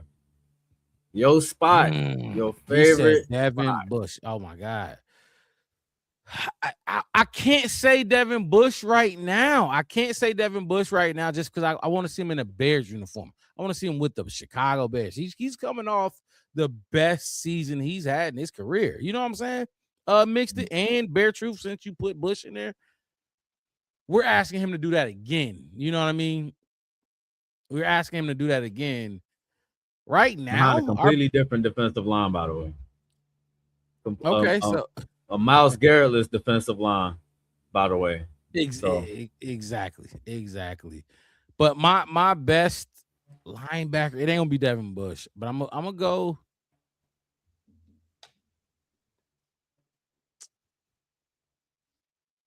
It's between TJ and DeMarco Jackson for me. I'm gonna probably go TJ just because his instincts is off the charts. He's probably got the best instincts on the team. He's not the most athletically gifted on the team. He's not the fastest, not the quickest. But if I'm not gonna go Bush, I'm gonna go him. DeMarco Jackson was my boy. You know that Mixed it. I've been vouching for him all off season. Okay. But that's my linebacker. What was the other one? Who is that? Secondary. Oh, Kobe. Okay, I see. Secondary, going Kobe. Like, how can we go Kobe? How can we go Kobe right now? That's crazy. I'm going to stick with what we know. Stick with what we seen from what everything we got. And I'm gonna name the from my mindset. I'm gonna name them real quick. And before I'm not even looking at the chat. Kobe, Dylan, Tyreek, Kyler, JJ. Now we got backups, but we're not talking about the backups, obviously. Right. I'm going JJ. I'm going JJ. Like, who else can I go? Why would I go any of those other dudes? Kobe, you did what you did with a D line that you had. You saw what Eddie Jackson did when he had the D line. He had Akeem Hicks and Khalil Mack and everybody else that was playing. Of course, he was gonna be really fucking good. Dylan Thielen is a rookie. I can't do that. Kyler Gordon, come on, man. Can we see you play football? Can we see you get on the field? Tyreek Stevenson. We was depleted at cornerback. We brought in CJ GJ, and that motherfucker played more football than you. You know what I'm saying? And we was depleted. We was looking for cornerbacks last season, and Tyreek couldn't get on the field. JJ is that's my soul. I'm going Montez, TJ Edwards, and Jalen Johnson. That's my 3. Okay. That's my 3. Before we go with my 3. Let's look at a few things. I feel you, Bear. Yeah, because the chat was going. I couldn't. I had to get my thought out. So go ahead, Mason. First off, lead the way. You want to start with this one? Is Wes gonna be here? I don't think so. I don't think Wes gonna jump in tonight. I think it's just us 2 tonight. It's gonna be us. If Wes come in with some cliff notes, you already know he welcome to join us. He gonna have his Bears Bible ready. Right. Yeah. But. Yeah, I think it might just be us 2 tonight. We holding down the fort for the squad of 3, though, as always. And then this one, real quick. Stop playing with us. Stop playing with us. Stop playing with us. But look, and for some reason they be clocking us. They be clocking us so hard. We was live last week. Why you ain't jumping there? And then we was live not the week before that, but we went live the week before that. But look, we explained what was going on. There's a lot going on in life. A lot going on in life. But we here, we back, we rolling. It's training. Y'all ain't gonna It's miss the us off too much. season. We're gonna see you this Sunday, next Sunday. Ricky Mosby did. Ricky Mosby and J2K missed us. They definitely missed us. But Zo, look, Zo, you gonna see us every week, leading up to training camp, through preseason. We here, and we rocking. So, oh my gosh, I don't know how much I want to put into what Zo is talking about, because last time I was on it was a lot of soft.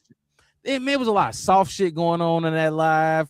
Motherfuckers was like, hey, don't come on my live if you ain't ready to hear this and talk your shit and talk. Ooh, I get to talking my shit. Zoe wasn't even talking about the muted. Vikings. He was talking about Drake May. He yelled Drake May name at the top. He loved Drake like May. 5 times. Drake May ain't on the cover of Madden, is he? But go ahead. Did you say who is your linebacker? I went Montez. I went TJ, and then I went Jalen Johnson. Man. And then True Pilgrim, I'm gonna just put some of the ones from. So he went Montez, Devin, and Kobe. More being on his addition by subtraction.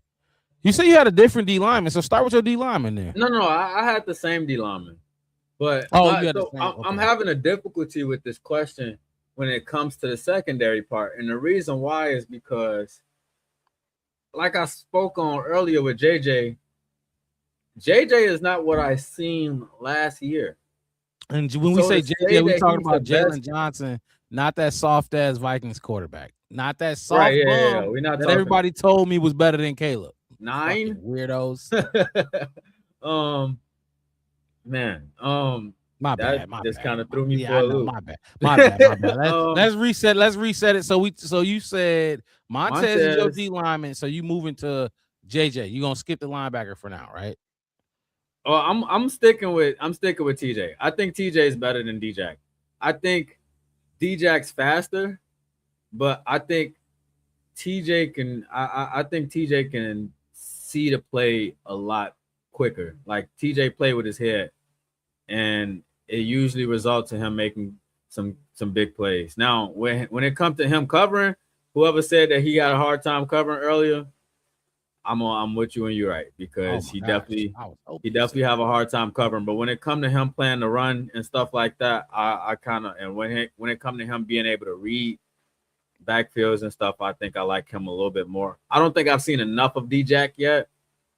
Seeing him in this coming season, it'd be easier for me to gauge the two. But I liked what I seen from D-Jack a lot last year. I'm giving TJ the nod on this one though.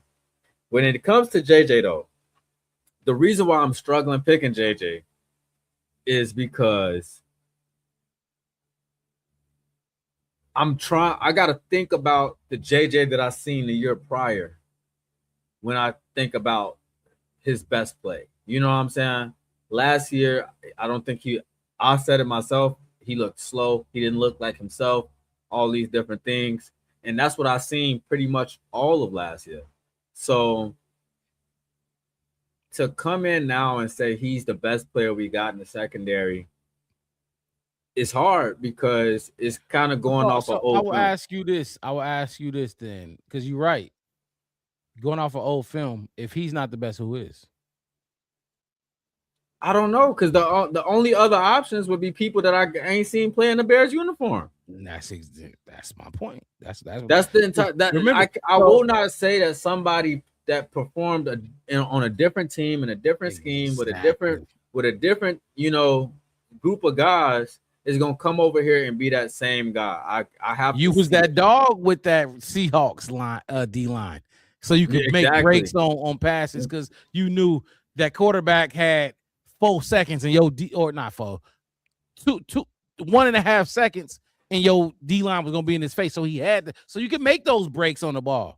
Right. When the quarterback gonna hold that bitch for 3-4 seconds over here, and you gotta cover longer than you used to, how you gonna perform? You gotta, So all that said, I still got JJ.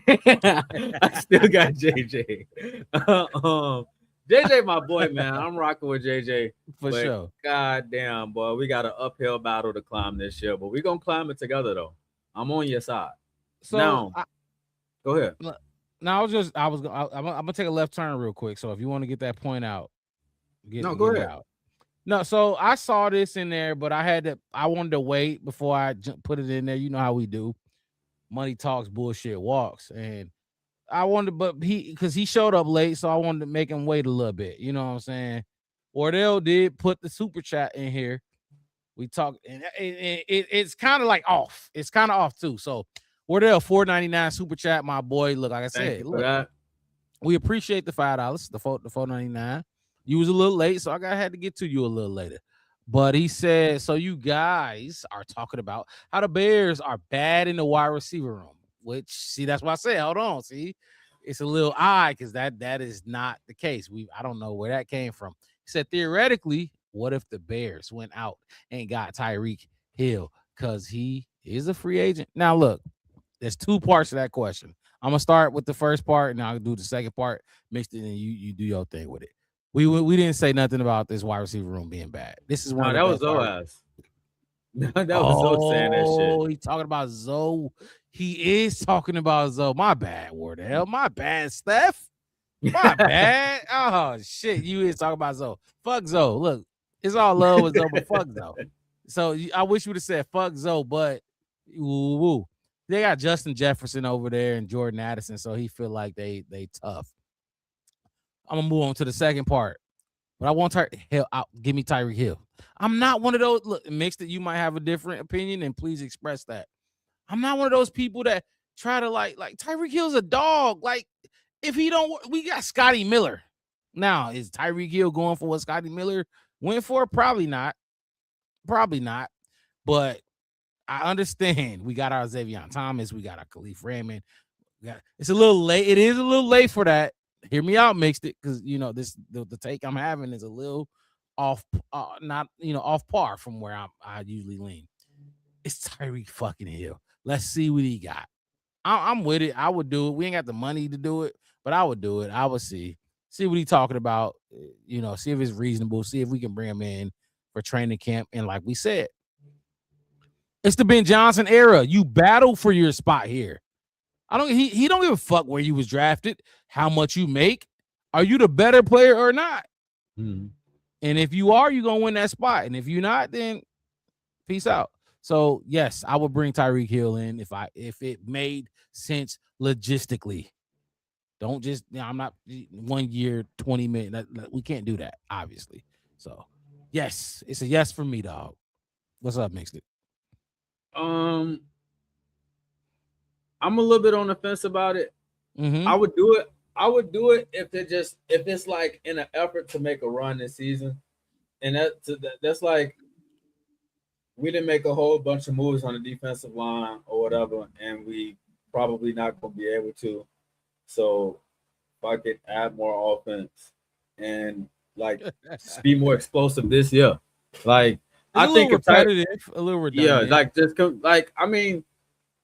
Are we saying that in a conversation where Tyreek Hill takes a spot on this team in the future season? Like, where's the like you said, it had like the logistics got to be right. You know what I'm saying? Please say no. It save me, because I gotta say yes but please, we can't do this right now. We really can't. But I mean, I'm obviously like we have to make some moves in order to make this move. You know what I'm saying? Like that's like bringing DJ Moore back. But fine, right, y'all guys better you get a magnifying glass out and find a diamond in the rough for the defense. Because if y'all move heaven and earth to try to get Tyreek Hill in this motherfucker, and it better be no defensive players left in free agency. That's all I'm saying. Like, if you could do it for that, like you can find pieces to add to this room. To me, it just feels like I don't know. Like it puts a stamp on you don't want to add pieces to this room if you go and get Tyreek Hill. which the kind of the draft kind of showed that. But Wardell also added on to his question and said, and also he could mentor the young wide receivers. That kind of mentor could be amazing for the young wide receivers like Luther Bird. And look, I'm gonna tell you this right now. Tyreek Hill is trying to play. I mean, he could have mentored Jalen Waddle, and I don't. They both gone, all right. Jalen Waddle ain't in. He's a Bronco. Yeah, he's a Bronco. Oh my God, Bo Nick's got a weapon. I like Jalen Waddle, but anyway, Wardell, this is a good question. Especially if it would have been better if you said fuck Zoe and then you know, yeah, nah. Look. Honestly, I would love Tyreek before all, but at this point in time, going into training camp, nah, we can't really do nothing with Tyreek because we got a younger, healthier speedster in Xavier Thomas, and then even Luther Bird. Like, yeah, nah, we can't put, and then it depends on what he gonna ask for. And I wouldn't, if I'm Tyreek, I'm not asking for 1 year, $5 million. I'm worth more than that. He is, and we can't afford it. So I would love him, but nah. Appreciate the super chat though. Send another one. Based off a question, based off the topic we talking about at hand, which so, is yeah. While we doing that too, so that group that we came up with, because I think we both had the same group, right? What's the group? Montez, TJ, and JJ is our top 3 from that pairing that we chose. Where would you rank those 3 when it comes to the other teams in the league? Because that's what Sports Illustrated did in this article, and I'm trying to see what you feel about the ranking. But I just want to see. I want to gauge. Do you think they like a middle of the pack, lower end of the pack? Where do you think that they at in terms of those 3 players you pick? There you go. Mixed it. What I just get done talking about? You see all the West Coast motherfuckers, all the West Coasters pulled up late. They all pull up late. It's what 8:30, 8:25 where y'all at. So I appreciate that. All y'all pulling up, J2K. Wind down time. We mentioned you up. Yeah, exactly. We mentioned you earlier. But you did miss a lot. Y'all missed a lot. Wardell, put it in the chat. Where you at? What East Coast, West Coast, Midwest? Where you at, man? But so I would say Montez Sweat is, so they ranked him 91, like we talked about at the beginning of the show, and ranked him 91.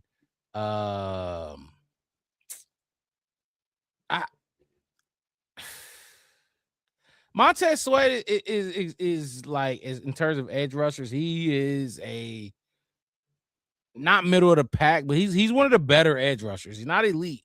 So if there's, I'm just gonna throw these numbers out, mixed it. Don't hold me to this. I'm gonna just throw some numbers out. If there's 8 elite edge rushers in the league, Montez Sweat is he's probably outside of the 8 elite, right? And then he's probably gonna be about 15, 14. Okay, I can deal with that. Yeah, that's where I would put Montez Sweat there. TJ Edwards, linebacker, off-ball linebacker. We know how they not value no more. Like, how you know what I mean? How do I put this? How do you rank that? Yeah, I could get a guy that could do what TJ does. Not as good, obviously. His instincts is better than, second to none. But like, come on now. Like, I don't know how you want me to rank him. JJ. Oh, JJ is one of the better cornerbacks in the league still. Until I see he's not, when he's healthy, he's one of the best cornerbacks in the league to me. I like how you said that too. Like, when he's healthy, like. And this mixed it. This not a Braxton Jones type healthy where it's like, I saw him healthy, then he got hurt, and then now I'm trying to see if he can be that when he. No, Braxton sucked when he was healthy. He got hurt, and now everybody's like, oh, well, maybe he can get back and he be this or that. We saw him when he was at his peak, and it wasn't that good. Jalen Johnson was really good. He was really good. So I want to see Jalen Johnson can get back to that level. And when he says he's 100%, that's when I want to see. Soon as he go on an interview and say, I'm good, I'm ready to go, I'm 100, I'm ready to play. Yeah. You didn't even got to say 100. When he said, I'm good, I'm ready to go, I'm playing, that's when I'm all eyes on Jalen Johnson. Let me see. Yeah. Because I agree with that. Because when he said that he, like he needed a full offseason to really feel like himself, it was like that's kind of what you want to hear. It just still sucks to hear it. You know what I'm saying? It Because does. when he originally came back, we like, shit, is he gonna be good or whatever? Like, because he had like a torn quad or something right before training camp started, like right at the beginning of August last year. You know what I'm saying? And then it was like they went through all the training camp. He tried to come back against Dallas, went back out before halftime, and After didn't come getting back burnt, till like week 10. Remember the play? He got like burnt, not burnt, but it was across the middle, Right? and He just he slowed laid up. out. He laid out for it, and he like laid out and like Yeah. fell face flat and never got Yeah, up. that was that's And it was a groin, right? Was it a groin? mm-hmm. Yeah, okay. It was a groin and it was like a quad at the same time. Like I guess like the way they was talking about that shit was like he tore the shit completely off the bone, bro. Like I was that's tough to hear. And you know, especially like we talked about it, like that's like these soft tissue areas and stuff. It's hard to rehab that and perform in the same season. That's all you are. When you got hips, you're a cornerback. You switch, you turning your hips all day long. You know, yeah, adjusting and that's all you are. That's your whole thing. Without that, if you stiffen the hips, which a lot of cornerbacks are, that's what you stiffen the hips. You know, you don't make it. But if we've all been following OTAs this up until this point, mini camp and training camp, or not training camp, but OTAs, mini camp and then OTAs, Jaylon Johnson has been looking good. He's looked good. I think he had 2 interceptions. Yeah, 2 picks. Yeah. He's looked good. Now it's no pads, you know, but we have what we have to talk about. You know what I'm saying? So yeah, I remember back in Caleb's rookie season, and we was like 4-1, 5-1, or like something. We was 4-2 or something like that. And I'm like, look, everybody was like, well, they not doing this well. They don't do this good. They will. I'm like, well, look, enjoy it while you can.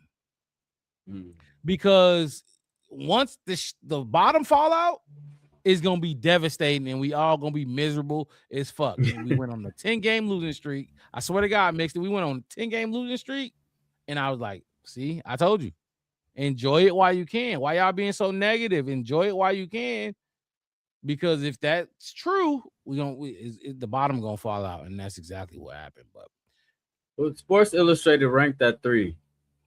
They had the same 3 as us, actually. Montez Sweat, TJ Edwards, and Jaylon Johnson was Sports Illustrated's 3 that they went off of as our top 3 at each one of those spots. They at ranked all 3 them levels of the defense. They ranked the Bears 19th. They ranked us 19th. This is what Sports Illustrated had to say. Maybe this ranking is too generous for Bears defense that allowed 361.8 yards and 24.4 points per game last year. Still, this is a talented trio that did gain some help in the safety with the signing of Kobe Bryant and the first-round selection of Dylan Thieneman. Sweat, who might be Chicago's only reliable playmaker on the front, recorded 10 sacks last season. Johnson needs a bounce-back season after appearing in only 7 games due to injury. And Edwards will need to do more now that Tremaine Edmonds is with the Giants. And keep in mind, TJ Edwards damn near snapped his leg in half in the playoffs. They aircasted him out of the game. But to my knowledge, he has been healing nicely. He's on track and all of that stuff. Mark Rob, what do you think about the ranking? Or what do you think about them being kind of in the same boat as us as the top 3 players? Can you blame them? This is Sports Illustrated, right? Yeah. Can you blame them for saying what they said? Like, maybe this ranking is too generous for a Bears defense that allowed 361 yards and 24.4 points per game. Now, I don't know what everybody else was doing, but we saw it. We seen it. You can't blame. I don't blame them for 19th. I don't know if people think we should be higher. I think it might be a little generous, honestly. With this group, when they talk about this 3, right? This trio, Jaylon Johnson, Montez Sweat, and TJ Edwards. Oh, I be happy, Bears fans, with that 3. Be happy because you got a slow middle linebacker. You got a cornerback that's coming off injury who I think is the best out of the bunch. You got a Montez Sweat who is solid, no injuries. He's going to do his thing. 8 to I'll say 8 to 10 and a half sacks now. 7 to 10 and a half sacks for Montez Sweat. I think they got it right. I really do. Like, you can't be mad at what they could have put us lower. I ain't gonna lie, they could have put that trio lower based off what they saw last year. You didn't see much of Jalen Johnson. TJ Edwards got injured for us. The only one that you really saw was 98. So I think they were generous, in my opinion. I feel like they was kind of a little generous. I mean, see, my thing is this: is like when I think about where I think this defense is going to rank this year, I think the ceiling for them is close to 19. I feel like the ceiling is close to middle of the pack, 17, 16, somewhere around there. 16 is dead middle of the pack. So if they're there as a defense, we damn near going to be undefeated. But but see, like you saying, like the ceiling is they go higher if you get a spark. Like Dylan Thieneman's is you got a spark there. You get a spark from Kobe Bryant, who the unknowns. If those unknowns spark, like those Dylan Thieneman, Kobe Bryant, or even fucking the D line. Let's talk about the D line. Dio Adenibo come back and somehow is motivated Dio, or Shamar Turner come back and do some shit we didn't see, or fucking Lynch. I forget his James Lynch and Neville Gallimore, Street. Like, so you get a spark from these dudes, then it'll go higher than 9. But honestly, if everybody do what they've always done, that this is generous to me. 19 is generous to me. I mean, like I'm fine with it. I'm fine with it. I just feel like, to me, or perfect, generous to like right on the money. I feel like they kind of. I would give it 19 if I'm looking at the defense as a whole together. Yeah. Looking at these three, I probably wouldn't give it 19. Two of the players barely played. Right. Exactly. And that's part of the reason why. Now, what I do appreciate about this list is they didn't consider our top 3 to be motherfuckers that I ain't ever put on a blue and orange before. So I love that. Yeah. I like that. And I like the fact that that's a realistic assessment of what we've seen. I mean, in this paragraph, they essentially talk about a lot of what we've been talking about for a long time as we evaluated this team and stuff.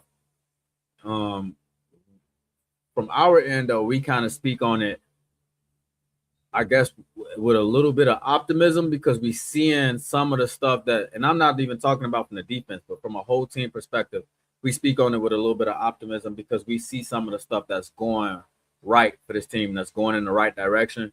Yeah. But we definitely still got some ways to go. So just because, we got a good offense don't mean that this just automatically flipped everything. This defense is something that we talked about that continuously needs to be worked on. And there's things I disagree with this article. Like when they say Johnson needs a bounce back season after appearing in only 7 games, he don't need Johnson is he good. Needs to be himself. He just needs to be healthy. If you want to say Johnson needs to be healthy, yeah. But it's not like when Johnson on the field, we like, damn, he just absolutely sucks. When, during those 7 games, we didn't just say he absolutely sucked. Because if he did, he wouldn't have been on the field. I said Tyreek Stevenson is a name that couldn't get on the field even when we were depleted at the cornerback spot. Jalen Johnson came back at 80%, 75%, and still beat him out. You know what I'm saying? So, and then they also said Edwards will be needed to do more now that Tremaine. Why? Why does he need to do more? Just do what you do what you've always done, because Devin Bush ain't no punk. You know what I mean? I mean, to be honest with you, when they switch spots, they both played a better game. Exactly. So it's not like he necessarily needs to fill Tremaine Edmonds' shoes. Nope.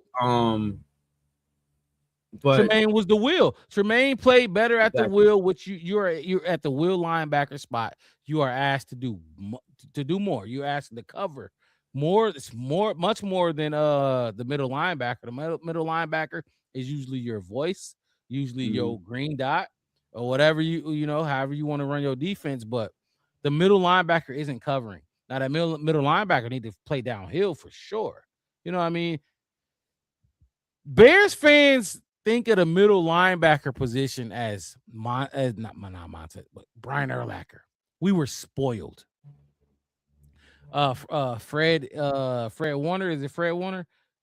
Spoiled. That's my dog. You know what I'm saying? That's my dog.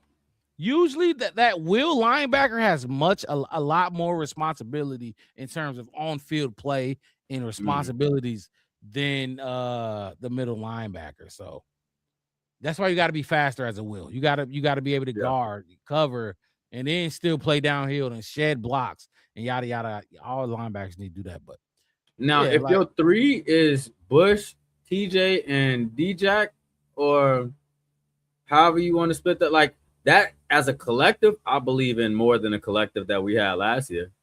We really had them 2, and then it was Noah Sewell sometimes until he got hurt.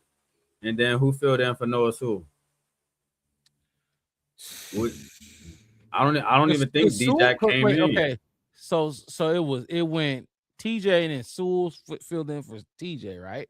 And then D-Jack came in for Sewell because Sewell hurt himself, and then ACL or some shit like that. Yeah, it was a season ending, and then Tremaine hurt himself too, right? And so then, they had it, but is that when TJ came back? So they was able to move TJ over there, right? TJ took his spot, but somebody else filled in between. Because I mean, we had Ruben Hippolyte in it, but he got hurt too. Remember, Ruben got hurt, but it was DJ. Keep having welcome to the NFL moments or some shit because they didn't clap his ears together twice, 2 different seasons. But it was somebody else that we missing. Shit, yeah, remember that? They both came in. And then he put up like 13 tackles in the game. They had like 13, 11 tackles, both of them. They went crazy. So that's what it was. That's exactly what it was. We was bandaged up. We was banged up as a team all fucking season, man. From cornerback to linebacker to fucking thankfully Brisker stayed healthy all year. But offensive side of the ball, we was banged up. Yeah, offensive line got banged up, but we talked about it last year. We was a hurt ass team. We had the most missed games from start through the injury. Yeah, through the injury. We're gonna jump into the super chat from Wardell real quick, and then I want to ask you something else about the same question. For sure. Wardell, thank you for the 5 again. Much love, Wardell. He says, so you guys have been talking about the Bears D. Yep. There is a player in Vegas named Max Crosby who is looking for a way out. Should the Bears get him? You know, the thing with Wardell. I'll spin that block twice. But go ahead and say what you're going to say because I'm going to say something else. Yeah, the thing with Wardell is he brings up a lot of past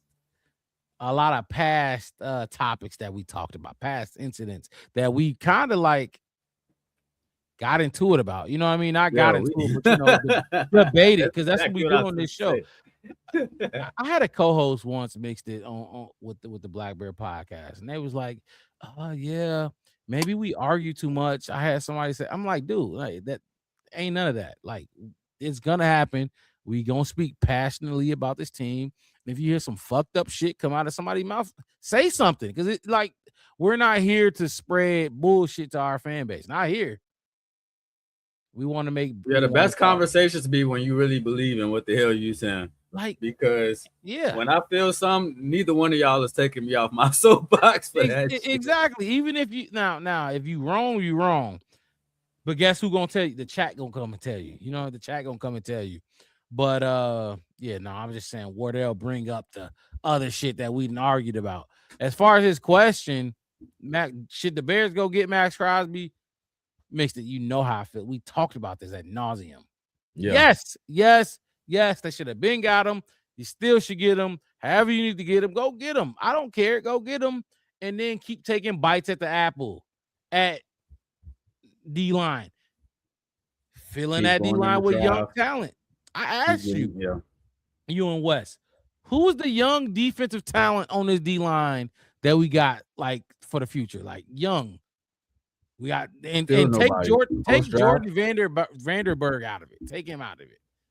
Who's the young defensive lineman that we got? You want to say Austin Booker? I might be inclined, but this is third year, so I might be inclined to say that. But who else? You got I think the Javon, who ain't next young. youngest one is JD. Yeah, GD 99. Exactly.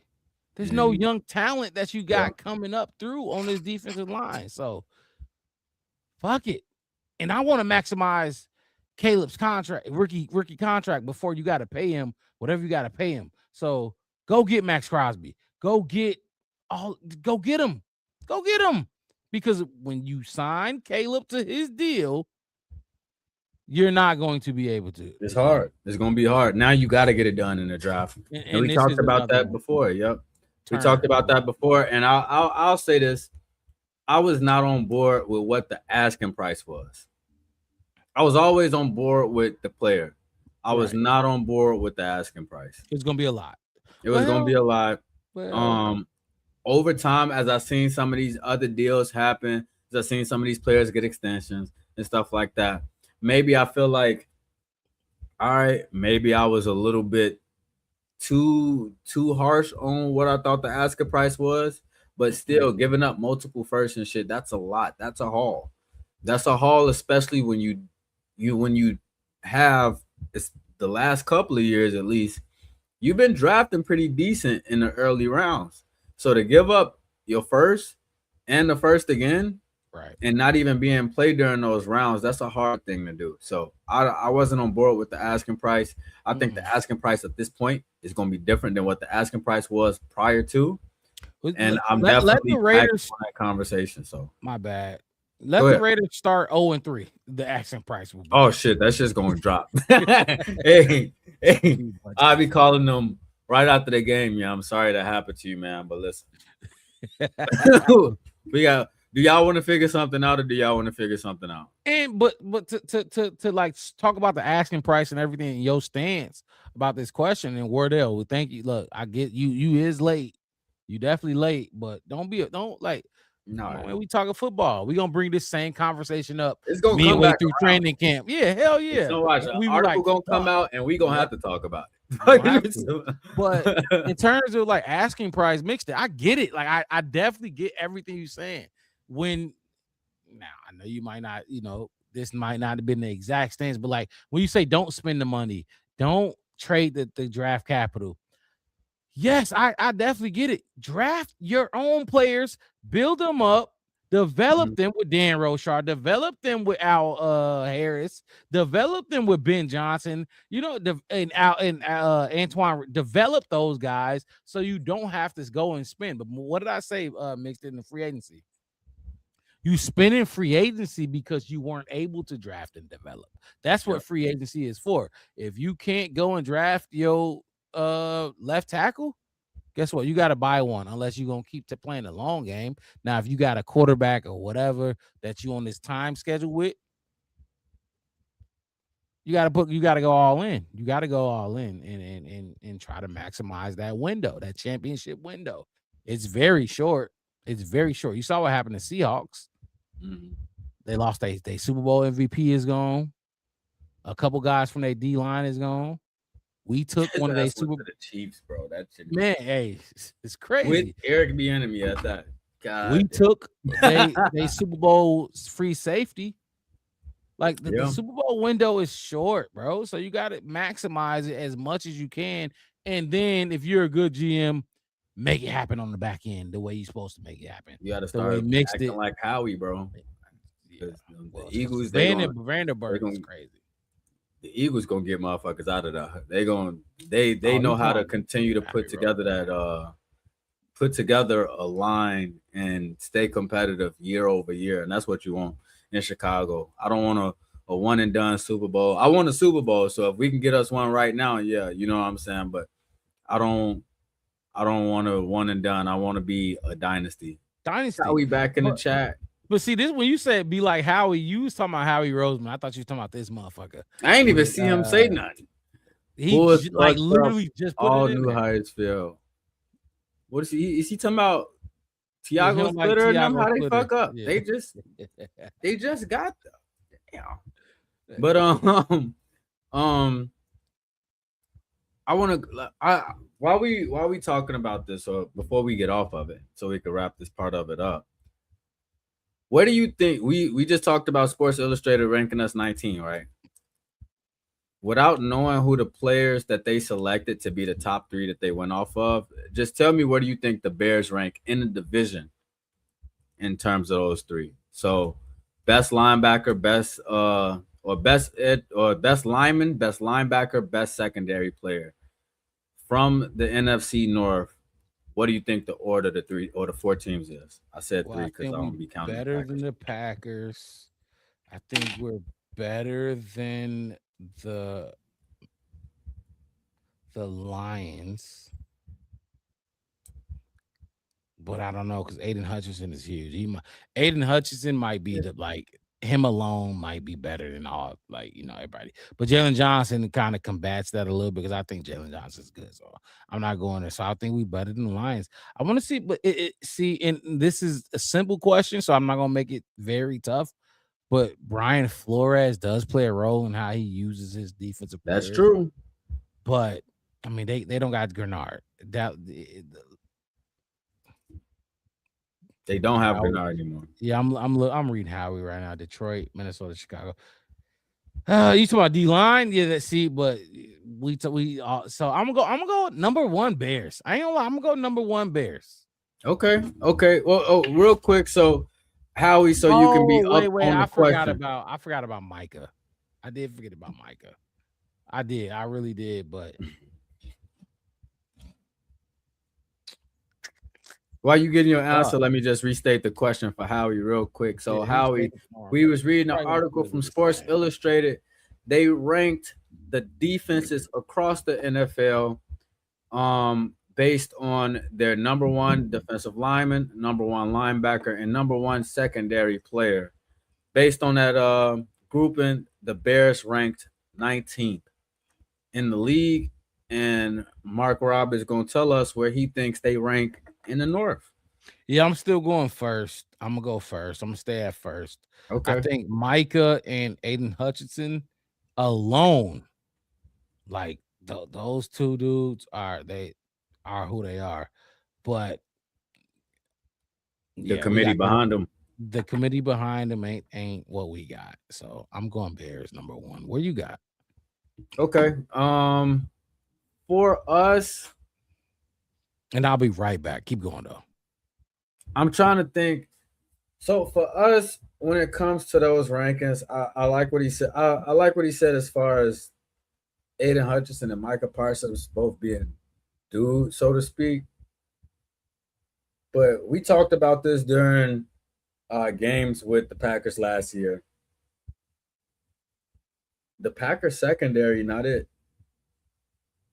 It's not it. I think they linebacker core was better last year because they had Edgerrin Cooper and Quay Walker or whatever, but Quay Walker is gone, so I don't think that they're gonna be too much to worry about. I think those 2 as a pairing though was pretty solid, but individually, I don't trust in them that much. I think the Packers secondary minus 1 DB is kind of scrambled eggs. The Vikings, shit, I don't even know who the Vikings have, to be honest. I don't know none of the 3 core players that the Vikings will be put up right now. And the Lions, I feel like the Lions, they was cool. I feel like they secondary kind of got some questions over time a little bit, especially with Kelvin Shepard taking over. Aiden Hutchinson is a big factor in that. I think they defensive line, they've performed pretty solid year over year. But when it comes to the secondary, I don't really trust nobody secondary in the NFC North, if we being totally honest. And if we're talking about linebackers, I don't know. I don't have the Bears first though. I don't have the Bears first. I think if I would put a team above the Bears, it would probably be the Lions. I just feel like the Lions is probably one of the more well put together defenses. Well, one of their best linebackers for the Lions was Alex Anzalone. He went to Tampa, right? I think he went to Tampa. I believe so. They do. They got Jack Campbell. I do like Jack Campbell though. He was a first round pick. Yeah, Jack Campbell's kind of a problem. Other than that, I don't. They needed Alex Anzalone. He was really good. And then I did not know he left. The Vikings don't even use linebackers. They don't. They use what's his name? Oh, what is that dude? He's very fuck. I'm gonna know him when he pop up on the field when we play them. But so like his last name was like what, an M. Fuck, he was good. He was from good. The Vikings.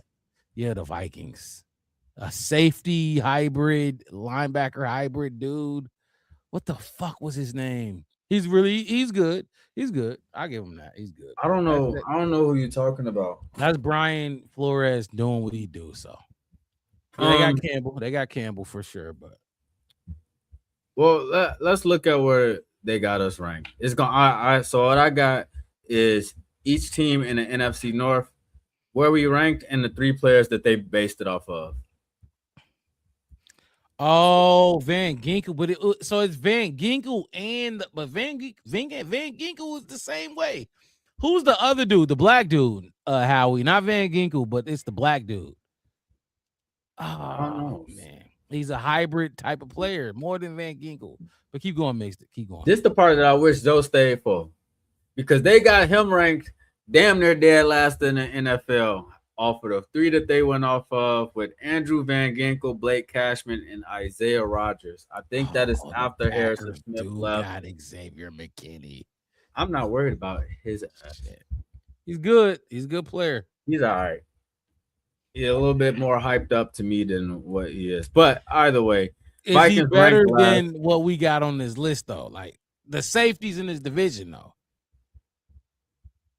I think he's better than the Lions safeties. I think he's better than the Vikings safeties. So then it brings you to Kobe Bryant and you know what I'm saying? All roads lead back to Chicago. Yeah. And it's gonna be us versus y'all. But yeah. But I like Brian Branch from the Lions. Brian Branch is a DB though, right? Is he a safety or DB? I think Brian Branch plays on the outside. Howie, where's the NFL historian at when we need him?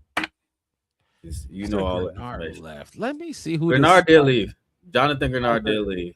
Yeah, but it's the Vikings dude that I don't think we giving enough credit to. Keep going. I'm gonna find him. The only person that I thought of when we was talking about the Vikings just now was Harrison Smith, and he's not there. But I don't know who else you're referring to. I don't know who else you're referring to, but what I'm about to pull up though is I'm about to pull up the article real quick, and I'm just gonna read off what they said about these other teams. I don't want to put them up on screen. Let me see if I can find the article real quick.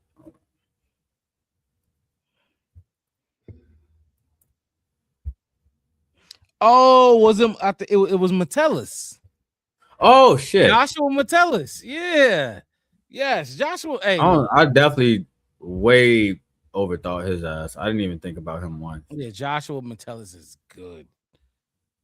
He was questionable. Yeah, he's one of their best. Oh, they actually just re-signed him to a 3-year, $36 million deal. No, he's one of their best DBs for sure. And then they got Byron Murphy. Byron Murphy's good too. But yeah, no, it was Joshua Metellus. I knew it started with an M, but keep going.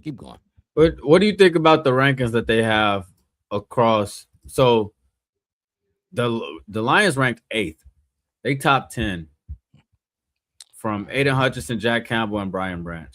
That's a nice 3. I'm not gonna lie. Oh, like they do got Brian Branch. Oh, Brian Branch is a problem. That's the best 3. That's the best. Yeah, 3. That's the best 3 out of these groups. 3. That's the best 3.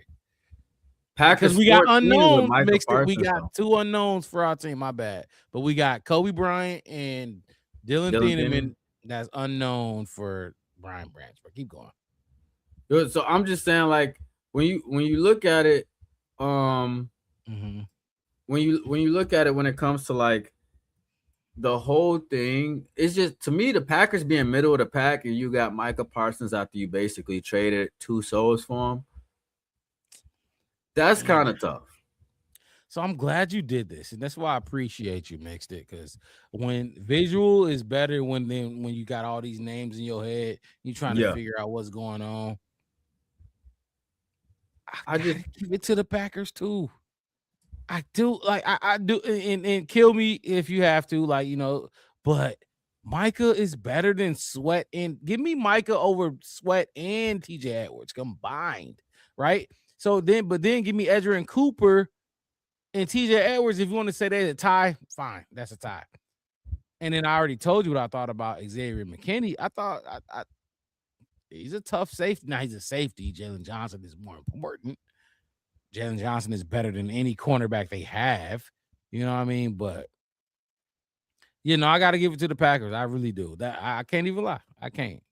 So this is what Sports Illustrated said about the Packers. They said, I ding Green Bay's triplets a bit because Micah Parsons recently told reporters he doesn't expect to see the field until October, which could mean he won't reach top form until the second half of the season. The star edge rusher was in the midst of a dominant first season in Green Bay before sustaining a torn ACL. Edgerrin Cooper didn't make the sizable jump that many expected in his second season, but maybe he gets there with the help of new teammate Zaire Franklin, whom the team acquired in the trade with the Colts. As for McKinney, he's an outstanding ball hawk who's produced 10 total interceptions since arriving in 2024. That's a good unit. It's a good unit, and Micah gonna make all of them better. Now, Quay was Cooper. Look, because Cooper was Quay Walker was better than Cooper to me. They're both first round picks, though, right? I believe they're both first round picks. Yeah, but Quay's gone. And yeah, Quay's gone. But I mean, we got, you know, like we got some like Cooper is probably, that's what I'm saying. Cooper is probably equal to, if not a little bit less, than than TJ Edwards, depending on who's faster, because TJ ain't got no speed. So if Cooper is fast, then they equal out. You know what I'm saying? Like, but Micah is Micah, and then McKinney, I don't know. And I hate to say it, but that's a good unit mixed it. That's a good 3. It don't make up the whole picture. I do think we got a better defense, but yeah, and see, that's actually the part that I was gonna say now too, is like, when I look at some of these players and I evaluate some of these players, I'm basing it on their performance, but I'm also basing it on the room. You know what I'm saying? Like, we taking one person out of the room and asking you to be the spokesperson for everybody, right? But when you look at that room in totality, it's like, all right, we can kind of get over on the Packers secondary a little bit, even if you do got a Xavier McKinney, because it's not like everybody is Xavier McKinney on that secondary. So safety, exactly. Safety ain't a premium position. They don't got a quarterback up there. We have a cornerback. You know what I mean? Where is your who is your Jalen Johnson? Give me Jalen Johnson over every one of their all 3 of their cornerbacks. Facts. You get what I'm saying? So yeah, the 3 players are really good. And I guess I'll just go off of what they said about the Detroit Lions. They said the least about this one real quick, but they said there's a lot of star power with these triplets, but maybe it's a mistake to rank them this high after they played poorly in their first season under defensive coordinator Kelvin Shepard. Perhaps Shepard gets better results in year 2 and takes advantage of having a game record like Hutchinson, who had 14.5 sacks last season. Campbell had a breakout 2025 season that ended in first-team All-Pro honors, and Branch was a bit erratic at times last season, but his versatility makes him a chess piece for Shepard. So what do you think about the comparison from Bears to Lions? What do you like, based off what you're reading and what you know? how do you feel about this rank? Because honestly, before you put this out, this graphic out, like I said, I appreciate you for sure because it helps me actually process it. I had the Bears first. I don't have us first no more. So looking at this, I think when you look at these groups, I think the Lions have a better group than we do. But I think also when you look at the defense as a whole, I think the Lions is probably the hardest defense that we play just across the board. Like, I don't believe in the Packers secondary. I feel like Which is crazy. I not feel like about the Packers, but just the Lions being the easiest. That's crazy. But well, you said that. You said no. I feel like the You said the Lions is the toughest. hardest. They're the which is they're the crazy. Yeah, toughest. that's the crazy part because they probably the weakest. They probably the weakest, but not from this list. From this list, yeah. Like when you going on this list, like this is like when you look at it, Vikings are 31st. This They're is clear. 32nd. Yeah, they're the clear lead when you look at this list. But I think the Lions defense, they got the right pieces. I do think the article is kind of right, and like they got to put a lot of this shit together. I didn't know Alex Anzalone wasn't there until you just told me. But who else do they have? Terrion Arnold? Shit, they might not even have him. And then who's their coordinator? He's gone in New York. Yeah, Kelvin Shepard took over for them. They had a down year on defense last year, but you still got Aiden Hutchinson producing 14.5 sacks on a down year. And you got Jack Campbell, first team All-Pro on a down year. You got some of the right pieces. You just need to put it together. But see, this is my thing, mixed it. So you got Aiden Hutchinson. That's a premium. He's premium, right? He's a dog. I get it. That him and Micah, you could put them cancel each other out. But Jack Campbell is a he's an off ball linebacker. Yeah. I don't care about that. Trust me, I don't care about that. Unless your name is your boy, what's your boy name in San Francisco? I can't, but unless your name is that Fred, I don't care about you. Brian Branch, really good player. Not a premium position. Brian Branch is good. He's really good. Not a premium position. So you got one premium position up there that's really good. Packers got the same. They got the same setup that they got. Premium position at the edge.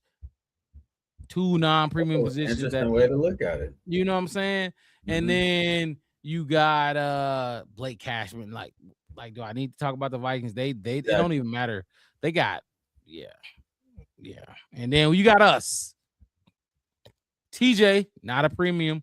Montez, premium. Jalen Johnson is a premium position. Yeah. We have the only corner. Well, Isaiah Rodgers is a cornerback. He ain't Jalen Johnson. We got the only stud corner up here, and we got a halfway decent edge rusher up here. Now, if you like Micah and Aiden, and they weigh that heavy for you, I get it. I do get it. Like, those two are not like if Montez get 10 on his best year, them two can get 15. You know what I'm saying? Just throwing numbers out. I'm just, I get it, but Jalen Johnson matters too. And he's better than every cornerback on all of these teams. You need 3 cornerbacks. He's better than 3 cornerbacks for the Vikings, 3 for the Lions, and 3 for the Packers. He's better than all 9 of those guys. So that matters a lot, makes it does. And then if you want to talk, well, I won't go this far, but the other guys that we got is better than theirs now. The Packers, and that's the part of this story that don't get told. Like, we third on this list, at least in comparison to the division. But that gap started closing when you look at the whole totality of the defense. I love it. Wait, so what's up with the Terrion? What's up with this? He said major crime. So yeah, Terrion Arnold. So that was real. It wasn't no like they took my Well, as of right now, he has a trial hearing tomorrow. I can talk to you about it a little bit. I mean, if you want to, so you can kind of be up to date on. It was kidnapping, right? Yeah. What the fuck? Was it real or did he take his child? You know what I'm saying? We don't really talk about a lot of, like, when people get cases and shit or whatever on the show. We tend to leave it alone because it's not actual football talk.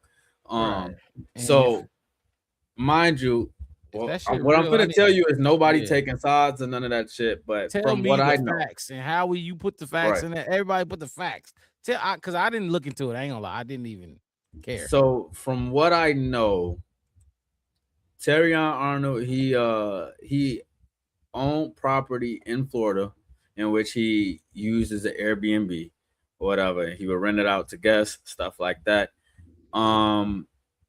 He apparently, and I don't know how this part of it happened, because he was robbed. Not him physically being robbed, but I'm assuming this From stuff was stolen from his The property. Airbnb. Was $250,000 plus worth of merchandise. Why you got that shit in the property that you renting out? I don't From know. the Airbnb. Right. So that part to me kind of was not adding up. Like, who's keeping Right. you know what I'm saying? But whatever. The stuff was stolen from him, and apparently, like, he set up a hit in order to rob the people back that robbed him. So he knew who this. So apparent what I read when I was reading the article was You know what article it was? I don't know. I'll send it to you when I found it. You good. I just But wanna- but essentially what happened was this two girls lured the people that robbed him into a room, in which they was locked in a room, and people that basically came out of the closet, kidnapped them, tied them up, robbed them, beat them, whatever, and then they basically released them. And these motherfuckers went to the cops. But what also came out was essentially the people that they set the hit up on wasn't even the people that robbed him. So essentially he got the wrong people. Now, where he comes in at is apparently, while this was all going on, he was FaceTimed and he was given verbal commands on what to do to those people in an effort to get his stuff back. So And they didn't listen to the verbal commands. Or they no, did. like he basically was telling them what to do what to and do beat 'em to up them. and okay. So that's how he's a part of it or whatever. He's basically being looked at as the main conspirator in the crime. He in got which the money, has so he's 8 counts, 4 kidnapping and 4 armed robbery, in which all 8 are felony charges. Okay, I see. Well, he's not. First of all, he's not gonna go down for kidnapping. And what was the other one? Armed robbery. Yeah. No. How all this stuff is gonna shake, how all this stuff is gonna shake out, I'm not 100% sure. But tomorrow morning he has a hearing that is going to determine whether or not if he has an eligibility of getting bond. Because as of right now, you got no bond, which means you are no longer a Detroit Lion, damn near, because you're stuck in Florida. Don't his brother play for the Falcons? Or am I no the Falcons. Who the Falcons brothers? The Falcons brother. Fuck. I know exactly who you're talking about too. Arnold, not Arnold, but fucking the Falcons brothers. They're on the same team now. I thought Terrion Arnold had a brother too, but AJ Terrell and his brother. Terrell, the age. Okay, yep. My bad, Terrell brothers. My bad, but okay, that's interesting about Terrion Arnold because I liked him coming out of college for sure. I don't think that's gonna stick. It's just so loose, and it's a lot of bullshit going on. The fact that you got the wrong people is crazy. You renting out this property and whatever. Now, what's crazy is before this even happened, because they've been building this case since February. He was originally arrested in February, but released. And then now they got enough evidence. They got people, witnesses, and stuff that they're gonna bring, etc.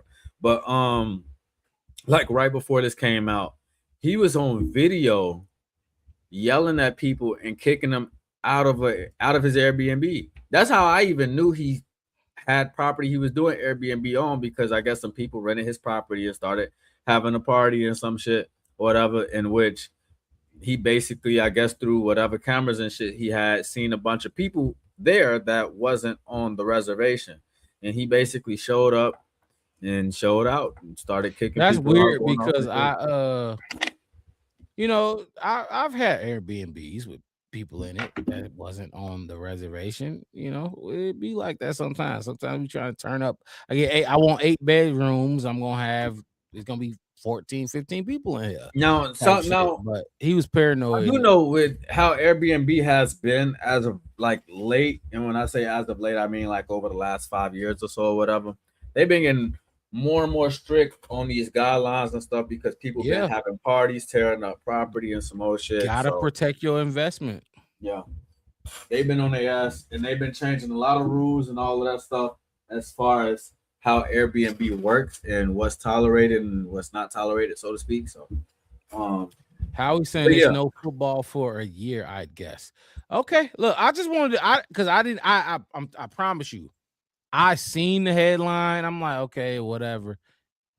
He gonna get off. Ooh, this and that. It ain't even gonna be that. When I saw kidnapping or robbery, I'm like, okay, it's his baby mama. It's his BM. Whatever. He took the kid. She took the kid. Whoever took the kid, and they fighting over the kid. Type shit. I'm like, right, some shit that get talked up and is major drama stuff like that. right. I just read because like I he- was reading about it and stuff. I just like I said, we really don't talk about that type of stuff, or like we don't usually get that type of stuff minutes on the show. So I'm about to say shit. We really, I don't look at it mixed. I mean, if y'all ever want to talk about, I'm cool with it. I didn't even know. I'm glad that you broke that down for me like that because it's like now I also see like, in my opinion, I think he's gonna be fine. I do think he's gonna be fine, especially off what you just told me. So his lawyer, he got money. He's gonna pay for the lawyers. His team's they're gonna be fine, and he'll be good. But Yeah, my thing is before you ahead. get off that topic real quick, No, my go thing ahead. is just we talk a lot about all these other teams and stuff Mhm. like that. We talk a lot about this division and stuff like that. So when stuff like this happens in the division, that's really when I'll like pay attention to it. But it's never really brought up or put into consideration when I look at evaluating my team versus this person's team or whatever. Like, for example, if we had a guest come on the show from a different team or whatever, I'm not going to be like, well, your cornerback in jail because of who, you know what I'm saying? Like, that's not, Oh, like we going to leave that shit. What we would have hit Zoe on the field. What are we putting on the field? That's what we're going to talk about. So we would have hit Jordan Addison. We would have hit Zoe with that a long time ago. Like Jordan Addison been doing shit for, you know what I'm saying? Yeah, excuse me. And that's weird because when we cover the draft process, it makes it. I'm glad you mentioned that because we did the receivers. We talked about all the receivers in the draft. Not this year's, but okay. So it was the Roma Doomsday draft. We talked about all the receivers. We talked about the this and that. And who to take at 9. And remember New York Giants wide receiver. What is his name? I'm drawing blanks on names tonight. Who you talking about? New York Giants wide receiver. Who the fuck did they get? Number 6 or 5. The LSU guy. Malik Neighbors. Remember he got caught with that gun? Oh shit, I do remember that. Yeah. So we was talking about this with remember I told you we break down the groups. I had the O lineman, Wes had the wide receivers, and co-host at the time, Dev, had the D line. And I'm like, Wes, you want to talk like you want to talk about the the gun incident? And Wes like, nah, we ain't got to talk about it. Woo. So I'm like, I bet we ain't got to talk about it. We didn't talk about it, but it was a big thing and leading up to the draft mixed it. You know what I'm saying? And that's what we do. We talk about everything leading up to the draft. But what is Howie talking about? On plants. Yeah, but so okay, so this was gonna be my transition, mixed it. I really wanted to talk to Howie since the draft. We haven't been able to talk to Howie. I wanted to bring him for real, man. And I thought we was gonna get to that quick. Vanderberg, talk about Kendrick Law, have him talk about how the draft played out based on what he was preaching to us during the draft. You know, I want so especially in them later rounds, man. Because I don't know if you damn near want to do feel the that same right way. now, tonight, or whatever, or how you want, or we could go on to some of the players that the Bears players that's under the most pressure. I got that, or we could save all of that and hope, hopefully Howie show his ass back up, because Howie now we don't know when we see Howie. We could keep going what we doing and then wrap the show up. All right, can we put a date on it, Howie? Do we need to book a reservation? Book a reservation with Howie. I do want to talk to Howie and get the draft, his post-draft thoughts on how everything went down. Right, you could even sprinkle in a little bit of pre-training camp. See what's Howie's next big prediction for the Chicago Bears. Okay, so let's do that. Let's put a pin in for partying. Let's put a pin in that then, and we'll find him. Like I said, he's a West Coast dude too. Makes it for some reason our show times. If we start at 8, we gonna get the late night West Coast dudes. If we start earlier, Midwest, that's where we at. We gonna get Midwesterners, but it's all good. It's all good. We Bears fans is Bears fans. He's talking about Hall of Fame neighbors. Shit. Hopefully he does that, but hopefully we got a one in ourselves. And Howie low key, he not caught all the way up to the live. He got to be like 30 seconds behind, because he been commenting stuff that we talked about a little bit behind all day. Early, yeah, okay. I think he a little bit behind. So we're gonna see. Let us know when you want to hop in here though, so we can hear your thoughts on that stuff. But how you want to do it? Unless you want to see if you want to do it tonight, we can get into these pressure players. Nah, we good. We look, so okay, so let's do it like this, since we did, so let's hold the pressure players. I do want to do that. Like I said, okay. I did my notes on it, so I was prepared to do it tonight. But let's hold off on that, and let's hold off on Howie. And but I do want to do them both. We'll hold off on those, and we'll just continue and wrap up the show. We'll just Bears talk like we've been doing, all like we started at the beginning. So damn, he said I dominated the draft. Do you see him? Yeah. Damn, I had some good ones, but I do want to hold on. So let me ask you about this then. Okay. I got a question. This was a question, and I need your honest opinion and as detailed as you can get. If not, I'm gonna ask you more. He said, "But y'all make me type like a punk." Hey, Howie, don't do that. Don't do that, Howie. We would love you on the show. I as always. I swear to I would have been if I would have been put you on. Mixed it. What you think? Look. It's up to I'm gonna say it's up to Mixed, but I do got a question for you that's gonna be able to Plus, the last 2 times we got you on here, Howie, we got you in here late, so we was already like 3.5 hours in. Yeah. Well, we don't need my you right eyes now. Be half closing and stuff. I gotta sit up. We don't need you right now, Howie. We don't.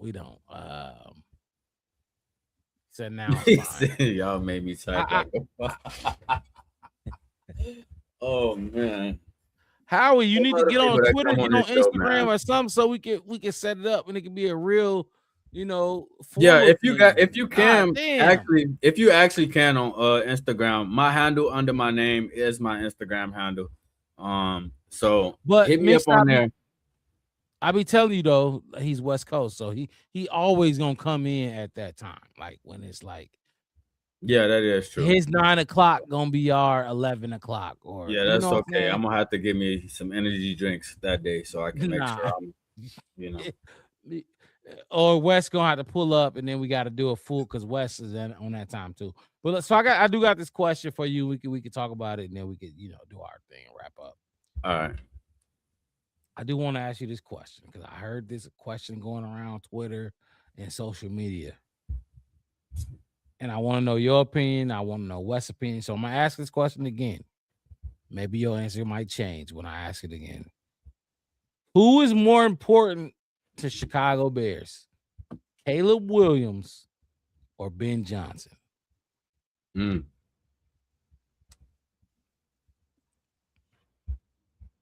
And this is, you could talk about That's this hard. year. Is however, if you could talk about just this year, you could talk about the next 10 years. You could talk about Caleb as a rookie and Ben coming to save him. However you want to do it, it's up to you. Who is more important to the Chicago Bears' success? Caleb Williams or Ben Johnson? And why you So you think know about what? that? All right. So Okay, you know go ahead. what? It's gonna take me a little bit of speaking through it a little bit to figure out Absolutely. where my answer is, because I got Should I cases held for this question? both of them. You want to go first? That's cool. No, Unless no. I'm saying, should I have held this question? you should you what? Like held it, like not asked. No, hell no. We can go. We can go. That's a great question, actually. It's just when you think, because when you look at it, Caleb Williams came in and started doing stuff that, as Chicago Bears fans, we have not seen a level of quarterback play that we've seen from him through the Flus era or not. Okay. Right. And you gotta value that, because you have not seen that shit with your own two eyes in this city. You just haven't. And you could have all the different opinions that you want. You can say he shouldn't do this. You can say he hold the ball too long. You can say he inaccurate. You can say you don't like the way he ties shoes or paint his nails. Or you can say all that shit if you want to. It still ain't gonna negate the fact that he's done things on this team already that's extremely hard to do in this league, for one, and for two, you just not used to seeing. But now you got a person that you could say, that's my guy and I know he could do it. You know what I'm saying? I think that that's important. But at the same time, when you look at Ben Johnson's role in it, Yep, that's what yep. man, Walk us through it. this Misty, damn team will ruin a fucking quarterback.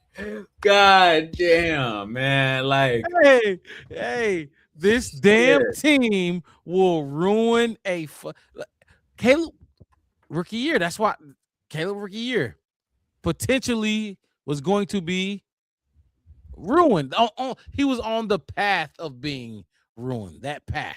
So yes, like my bad, it's crazy. I like what you're saying. When you look at Caleb and like in his game, as much as you value the fact that he's had accomplishments, much as you value the fact that he's only thrown 12 interceptions and 1,000 pass attempts, etc. Like when you look at all of those things, those all count for something, and you still think in the back of your mind, like, God damn, he still was not the one that was gonna escape being ruined by a bad coaching staff if we let it happen. Yep. Preach. So off of that fact, I'm gonna go Ben Johnson. I love it. We have had to turn over a new leaf from being a defensive minded team. You got to be an offensive minded team to get the guy that's going to change your offense forever.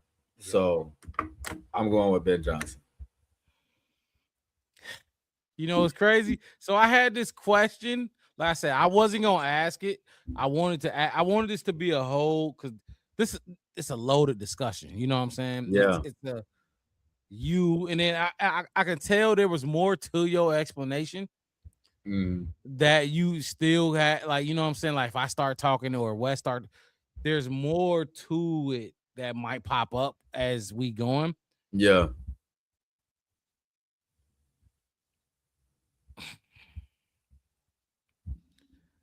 We haven't seen it.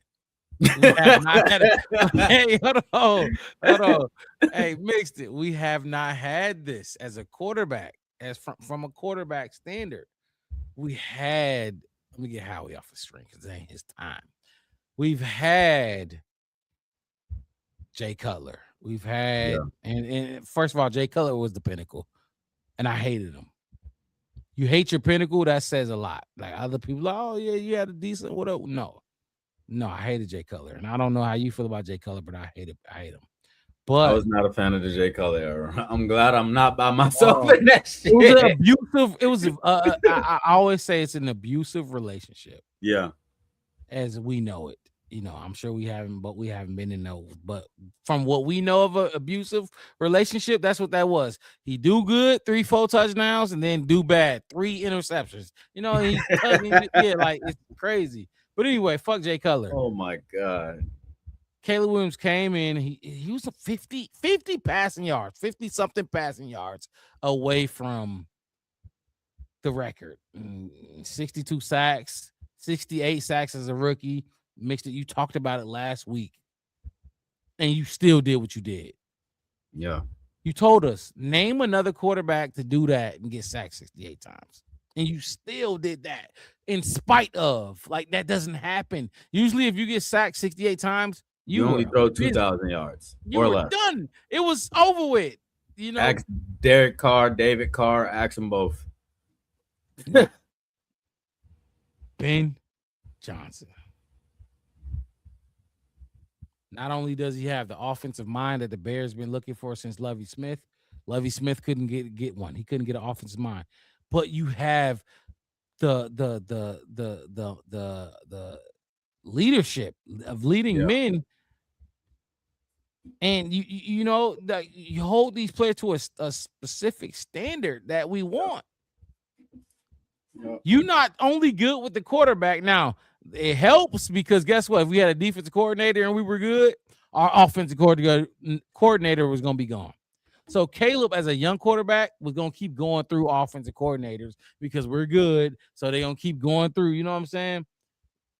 That's okay with a Tom Brady or a Drew Brees or a Phillip Rivers or a Peyton Manning. That's okay. They could do that. But Caleb couldn't do that as a rookie. You know what I mean? Ben Johnson not only helped the quarterback, he changed the culture for the D-line room, the defense as a whole, cornerbacks, put Kyler Gordon on notice, Jalen Johnson on notice. Everybody on notice. Everybody is playing at a different level. Wide receivers, DJ Moore, like the whole thing is different. The whole culture in Chicago is different. The floor is higher. Like, you can feel it when the floor is higher on your team, not just on the field, not just in the record, but like in the mentality. You know, I'm like, you can feel it when somebody feels like that shit wasn't good enough. Like we seen moments where we like the Bears had got positive plays and Caleb still walking, shaking his head. Like, I left some shit out there. You know, like, let the Bears walk away with 3 and they're not happy. Like, the floor is higher. You know what I'm saying? Like, if Flus had to trot Cairo out there, he's sending his ass out there. Hey, like, you know what I'm saying? Like, he happy as fuck. Oh, Ben Johnson gonna look at him and sit your ass back down. Caleb, kick the field goal and sit your ass. Everybody should be disappointed we just got 3 points. Yeah, like, for real. Like, I like that you just spoke on changing the culture, because that's the biggest thing. Is like, you have to change the standard within your mind before you can go and change that the product that you put on the field. So. That you put on the fucking field and mix it, you get it. And the another thing, like Ben Johnson, you know, to keep on his level, Ben Johnson, the championship window is only open as long as Tony's okay. All right. Look, I ain't gonna go that far. But look, Ben Johnson, you asked, okay, so the question was Ben Johnson or Caleb Williams, who's more important to the Bears' success? And I'm gonna ask you this. This is like an in-depth, within question, mixed it. Mm-hmm. Ben Johnson goes down. And don't you? I mean, look, you can if you want to use it as your argument for whatever you decide. You can do whatever you want to do. It is Ben Johnson go down. Ben Johnson goes down, or Ben Johnson isn't here. Ben Johnson can't go down. You know what I'm saying? He can't go down. If he's not here, will Caleb be successful? Or if Caleb goes down, step in Tyson Bagent or any Exhibit A quarterback, Exhibit B. will the Bears still be successful? You give them the picture. I'm Yeah, trying I to get the paint. question. Yeah. So Because it's real. Like Caleb can go to me, down, it's like and Bajan can come in. Or like you ever seen we saw Caleb the, without Ben, and now it's unfair. But you ever make it- seen Spider-Man 3 with Tobey Maguire? The OG Spider-Man. who was the villain? You got to give me the villain. This was when he fought Sandman and Venom in that fucking construction site. Is that 3? You sure that was 3? Yeah, that was his black suit one. And Venom, he turned. Hey, when he put when Venom got latched onto his ass, go ahead. He just got strong as shit. Started flexing. I'm like, this nigga arms look big as fuck. Yeah, he was swaggy. That motherfucker doing his arms look big as hell in that suit. But the reason why I brought that up is because like the symbiote, it need a host. I don't think Caleb Williams immediately dies if Ben Johnson is not here, but that role gets hard. It don't look the same way as Lamar did when he got Jesse Minter from John Harbaugh on a team that he's already been established as one of the top quarterbacks in the league, and two, this is my fucking football team. Which we will see how that looks. Exactly, and we still don't even know how it's gonna look. We will see. You got Derrick Henry over there too, so now I'm with you. Mixed, it's probably gonna look good. Ben Johnson, on the other hand, though, without Caleb Williams, you don't have the engine that you need to make this thing go as strong as you really want to. Like you speak on it all the time. How many times he's had Caleb came and saved him last season? You don't have that with Tyson Bagent. Cook. You don't have that. You didn't even have it with Jared Goff. If the play was dead, the shit was dead. And Tyson Bagent ain't even Jared Goff. So you have a uphill ass road. If something happened to Caleb, if Caleb don't, you know what I'm saying? Now, can Ben Johnson put together a scheme that's gonna have us be able to survive a few games if Caleb Williams goes down? Absolutely. I do believe in that. I do believe. And can Tyson Bagent win us a few games if Caleb? Absolutely. But does that mean that this changes drastically from a top 10 offense? Yes. Like it's gonna change overnight without either one of them, because Ben Johnson has been here. He's instilled a different culture and all of that stuff, but you gotta be around a little bit longer for that shit to stick. You know what I'm saying? You like Caleb, even having Ben Johnson as his coach and just going from one regime to the next where it's a completely different mentality and all of that stuff. If Ben Johnson wasn't here, yeah, this is your team, but you haven't done enough things in this league to be like, you know what I'm saying? Like, it's gonna look so much different. So yeah, it can't. And Ben, they need each other. And Ben did what he did with the Lions, but guess what? Like you just said, like you weren't a head coach there. And you still got with Jared Goff, even as much as Jared Goff ain't gonna be able to make the play within the play or the play after the play, so to speak. Jared Goff most of the time is putting that bitch exactly where you told him to put it, and that's experience that you also don't have on the back end. And so if Caleb Williams goes down, Case Keenum might get some double takes in that damn room. They might look his way twice. Like where did you place that again? Hold on. Like, you know what I'm saying? It's right. All the things that we talked about, the ball placement, all these different things and stuff that he won't have time to try to really ramp up and coach within a younger guy, like somebody that's going to already know the offense. I know where I need to put it, et cetera, et cetera. You know what I'm saying? Like that, like to me, that's a situation where it's like, okay, I got to go with my veteran guy here. Unless it's just going to be a long time now, Tyson, we need you to get your reps in. You know what I'm saying? But this offense changes dramatically.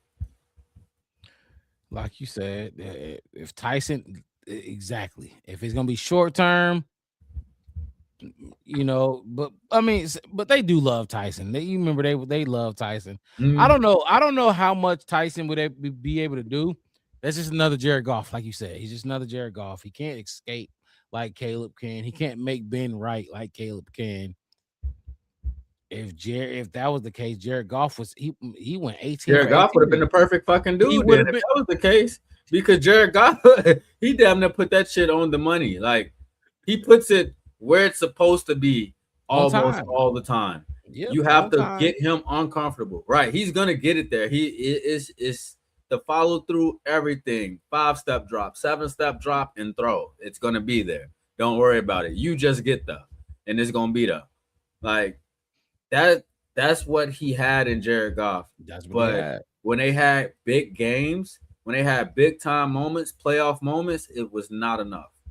Or even big games, big time moments, and then in your defense wasn't a top 10 defense in the league, whether healthy or not. And Ben is in charge of that now. Like you can't just put this on Dennis Allen. Like you can for now, like say Dennis Allen because he was a head coach and you empower him to. But guess what? Let this defense lack for 3-4 years in Chicago. Yeah. You think we're gonna keep saying, oh well, he got the offenses here. The offenses they're gonna do exactly what they did to Lovie Smith. Exactly what they did to Lovie Smith. The defense was immaculate. We went to a Super Bowl in 2006, 2007. Defense was crazy. Brian Urlacher, Lance Briggs, Julius Peppers, all of this, and that, and third. Lovie Smith could not hire a offensive coordinator to get the offense right. And Ben Johnson gonna have to do it. He's gonna have to do it. You say, Ben, I can't argue with that. I will say though, I'm gonna go Caleb. I will because I mean obviously you went Ben, so I'll go Caleb. But also because I mean, and this is not the case. This is not the case. It's not the scenario. I mean, Tom Brady and Bill Belichick. I mean, who was the more important player? You know what I'm saying? So if Caleb does get to that point, and maybe that changes your mind if Caleb does get to like a point where that makes you think too, like how many times did Tom Brady fix it for Bill Belichick? For Bill. But Bill had those defenses in New England. Bill was a defensive guy. Yeah. He had that is true. Shit on point. But then you got Tom Brady. He goes to fucking Tampa Bay and do it again. And obviously we see Bill ain't win since then, but like Caleb's not at that level. And Ben may be further to or closer to Bill Belichick than Caleb is to Tom Brady.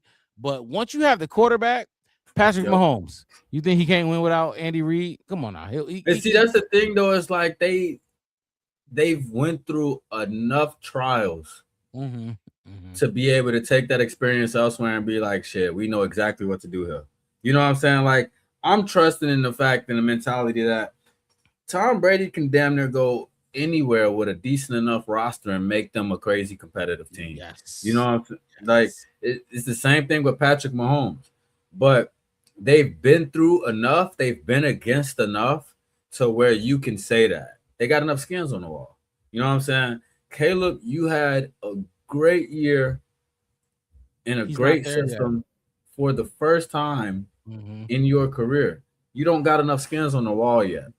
So to me, I get where you're coming from, and I definitely understand the argument when it comes with Caleb, but it's hard to give you that when it's still so much that you're trying to figure out. That's a good problem for you to have, though, because we talking about you having all these things to figure out, but at the top of the mountain is where your ceiling is at, and it's kind of where damn near where nobody else's is. So, and that's exactly why Caleb Williams always not always, but he's been up there at the podium plenty of times, and he said, hey, you need a good coach to win. You need a good coach because he's not just coaching Caleb. He's coaching, like, it's so many, like, he's coaching. you think Luther Burden is more scared of Antoine Randall L or Ben Johnson? Now I get that's his position coach, but come on now, like Ben is everything on that offense. He's everything, and vice versa for a defensive coordinator or Everybody that's here from last year got a Ben Johnson story. Everybody, like everybody does. So he's very important. He is very important. And when I pick Caleb, I'm just talking to when you get to that level, to that standard where, okay, boom, you come in, I can learn your system quick because you know how these quarterbacks got to learn hella systems and they happen quick. And Kirk Cousins, Jared Goff, most quarterbacks talk about how you got to learn another system. It's learning another language. Caleb can't do that. He's still like, come on. He just talked about how he was drowning, or not drowning, but he wanted to. He was waiting for a boat to come save him last season. He figured it out, but he was waiting for a boat to come save him. And it was tough, and you know. So, but look, I could see the Ben Johnson the takes. Anybody that choose Ben Johnson, but I also see the people that choose Caleb. And you see that he can get to the Patrick Mahomes, the Drew Brees, the upper echelon of quarterbacks in the league. So a great conversation. Great conversation. Oh my God. Howie having some of whatever West be having, bro. No, yeah. Howie wanted he wanted to be on the live with us. We got you next time, but real Howie, since you said you don't got Twitter, you don't got Instagram. Tell me what's the best way to reach you. Do it in the best way possible without putting your personal information in the comments. Right. I don't need nobody I trying do to want to talk draft with him. I do want to talk draft. And while we at it too, Fanbow Podcast hopped in the chat. I did see you talking in here earlier. Welcome back. I do believe this is your second time on the show because I believe you was here with us last week for the first time. So welcome back. You is kind of getting here on the back end today, but that's all good because you already know you're going to be able to go and find it and watch it and tune in with us next week when we get in and we continue talking about the training camp stuff. Yes, but keep saying what you were saying, Mark Rob. No, I was just saying I do want to talk to Howie about his draft outlook, and we talked to him a lot leading up to the draft. I do want to talk to him and just get a recap on what he thought about the Logan Jones, what he thought about the Dylan Thieneman, and all that stuff, because that's going to be a conversation all through training camp, even as just as well as the battles. Yep. We ain't seen those draft picks play. We haven't seen how Ben Johnson plans to use those players. We can speculate, but until we see them on the field and what Sam Roush and Logan and all those dudes, Malik Muhammad is doing, it's worth talking about with somebody who's giving us Jordan Vanderberg. You know what I mean? So that's what I got to say to him. I want to know where he thinks Vanderberg's rookie year ceiling is going to be. Like, do you think he's going to get a substantial amount of tick? Do you think he's going to be, I know he got a few heads already in the room that he's behind, but how much competition do you think Jordan Vanderberg can create within his room coming forward? Because I like, it's not that big. It's not the pick.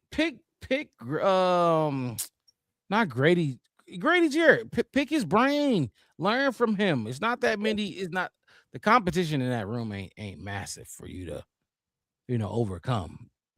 Like, do it. Go do it. Take it. Make it your own. I think he could be competitive. I definitely think we're gonna see him have some play this year. I think he's gonna be. What I'm hoping to see is in training camp that he's gonna show them some promise at being able to stuff the run a little bit. Yep. Move some dudes. Use your strength. Use your size. Use that perfect RAS score, and just put body on people. Get in there, be disruptive. All those different things, and turn some clog heads. the paint. Yep. I hope he can do that. Look, last time I just want to talk to Howie and because I can't believe that motherfucker came on here and drafted Jordan Vandenberg. I need to clip. I'm gonna go back and clip it and post it. I should have been did this. Man, it's So let- thinking about it. I can really. I'm just thinking about how excited Howie was talking about him. You know what I'm saying? Like we was deep in the draft talks, and he was talking like we was still talking in the first round, full of energy. And was like, this dude is a beast. You know what I'm saying? Like, and he came out and gave him a 10 on the RAS score, and then became a Chicago Bear. So it's like, okay, And to let, you know something about something. and to let everybody know, like we had it here first. Had it here first, a late round, because you can get the first round, the second round, maybe even some third. We had a 6th round pick on drafted on this channel. You know what I mean? We had it here first. Our chat had it here. This is what we do. Our chat is smart. We try to, this and that and third. I need to know what he thought about the first few picks, though. I really do. But all right, let's wrap this up, Mixed It. Let's get up out of here and let's call it one. Again, if you have not subscribe to the Black Bear Podcast. One word, no spaces. We will be back. What, next weekend? Next Sunday. That is the day after the 4th. So keep y'all drinks close. Keep your fireworks closer and safe. I had somebody very close to me had a fireworks accident one year. Nobody got majorly hurt, but I'll tell you what happened. I was with the homies. We was with a few girls. It wasn't really like, no, I was talking to one of the girls, but okay. But it wasn't like that with all the girls. We was popping fireworks or whatever. Okay. We had a Roman candle that was a dud, and that shit blew up in my hand. It was either in my hand or my homie hand. Like, you know how Roman candles, they just supposed to shoot off. They whatever. go shoot. Yeah. Pop. That shit didn't happen. That shit just did the pop in my hand, and this shit blew up. I let it go, kind of dazed, because this shit just blew up in my face, and it's on the ground, just shooting off everywhere. And it kept going. I look up, and the girls is running, covering their hair. Yeah. Like this, because the shit is pointed towards them.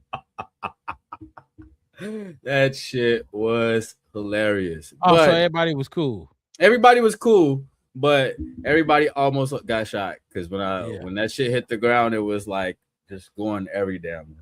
I think everybody had like Roman candle situation or bottle rockets with the bottle tip over. Oh yeah, the bottle like that, fall over and shit, shoot back towards yeah, type shit. I did have one where I had like it was a black cat?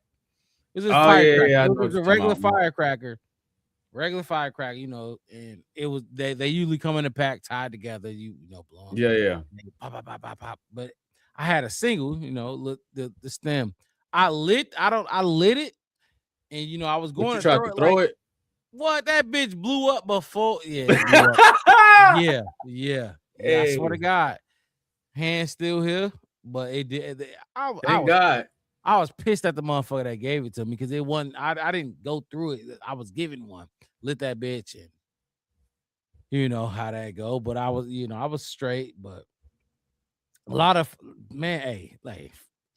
I did some crazy stuff. I used to go around, me and my homies. We used to go like 3 or 4 of us. 2 o'clock in the morning, 1 o'clock, 2 o'clock. We ringing doorbells, right?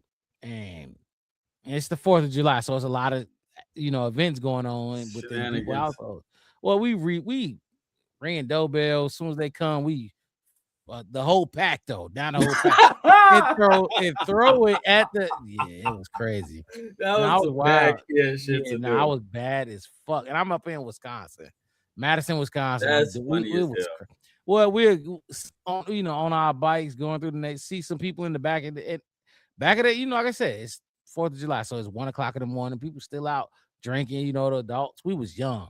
What? We behind the trees, throw that bitch, and it was crazy. So, Man.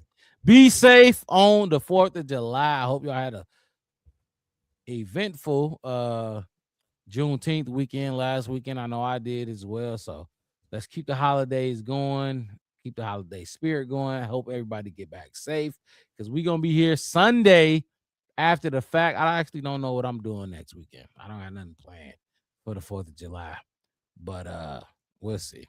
We gonna be here next weekend talking Bears football. Hopefully some news come out of Hallis. If not, we gonna have Some good news. Exactly. Not Terrion Arnold robbery, kidnapping shit. None of that weird No shit. more Hopefully, Kyler Gordon bullshit. yeah, hopefully Kyler say I'm healthy, I'm ready to go. I've been doing this healing process, whatever it may be with his millions. But look, appreciate everybody tuning in to the Black Bear Podcast. There you go. There you go. Hit the like button, subscribe to the channel, the Black Bear Podcast. One word, no spaces. I'm your host, Mark Robb. My co-host in the building, Marcus motherfucking Mixed It. We gonna see y'all next weekend, Sunday, after y'all eat some good food, pop some fireworks with the kids, do whatever y'all gotta do. It's Bears. We gonna be here all through training camp, all through preseason, post-game shows after the pregame, after the preseason games, and then is hit the ground running. Week 1 against who's the week 1 game against? Week 1 against Minnesota. Is it Minnesota? It was Minnesota. No, I think it's them again. it's them again. Hold on. Yeah, we keep doing this shit, and it's really getting annoying. Oh no, wait. Panthers. It's Panthers. Panthers. Vikings is week 2. On the road to the Panthers. Week 2 Vikings. We got y'all covered all week. Y'all gonna see us every week until February Super Bowl weekend. And we're gonna cover some I think this is on. Is it on Valentine's Day this year? Valentine's Day, maybe. We here. Give y'all Bears fix. Give us our Bears fix. But we gonna be here. Then we got news, breaking news, all that. We got it covered. So we gonna see y'all next weekend. Y'all have a good rest of y'all week, night, sleep, however y'all doing it right now. We out. Like I said, I'm your host, Mark Robb. My co-host in the building, Marcus motherfucking Mix It. We'll see y'all next Sunday. We gone. Peace.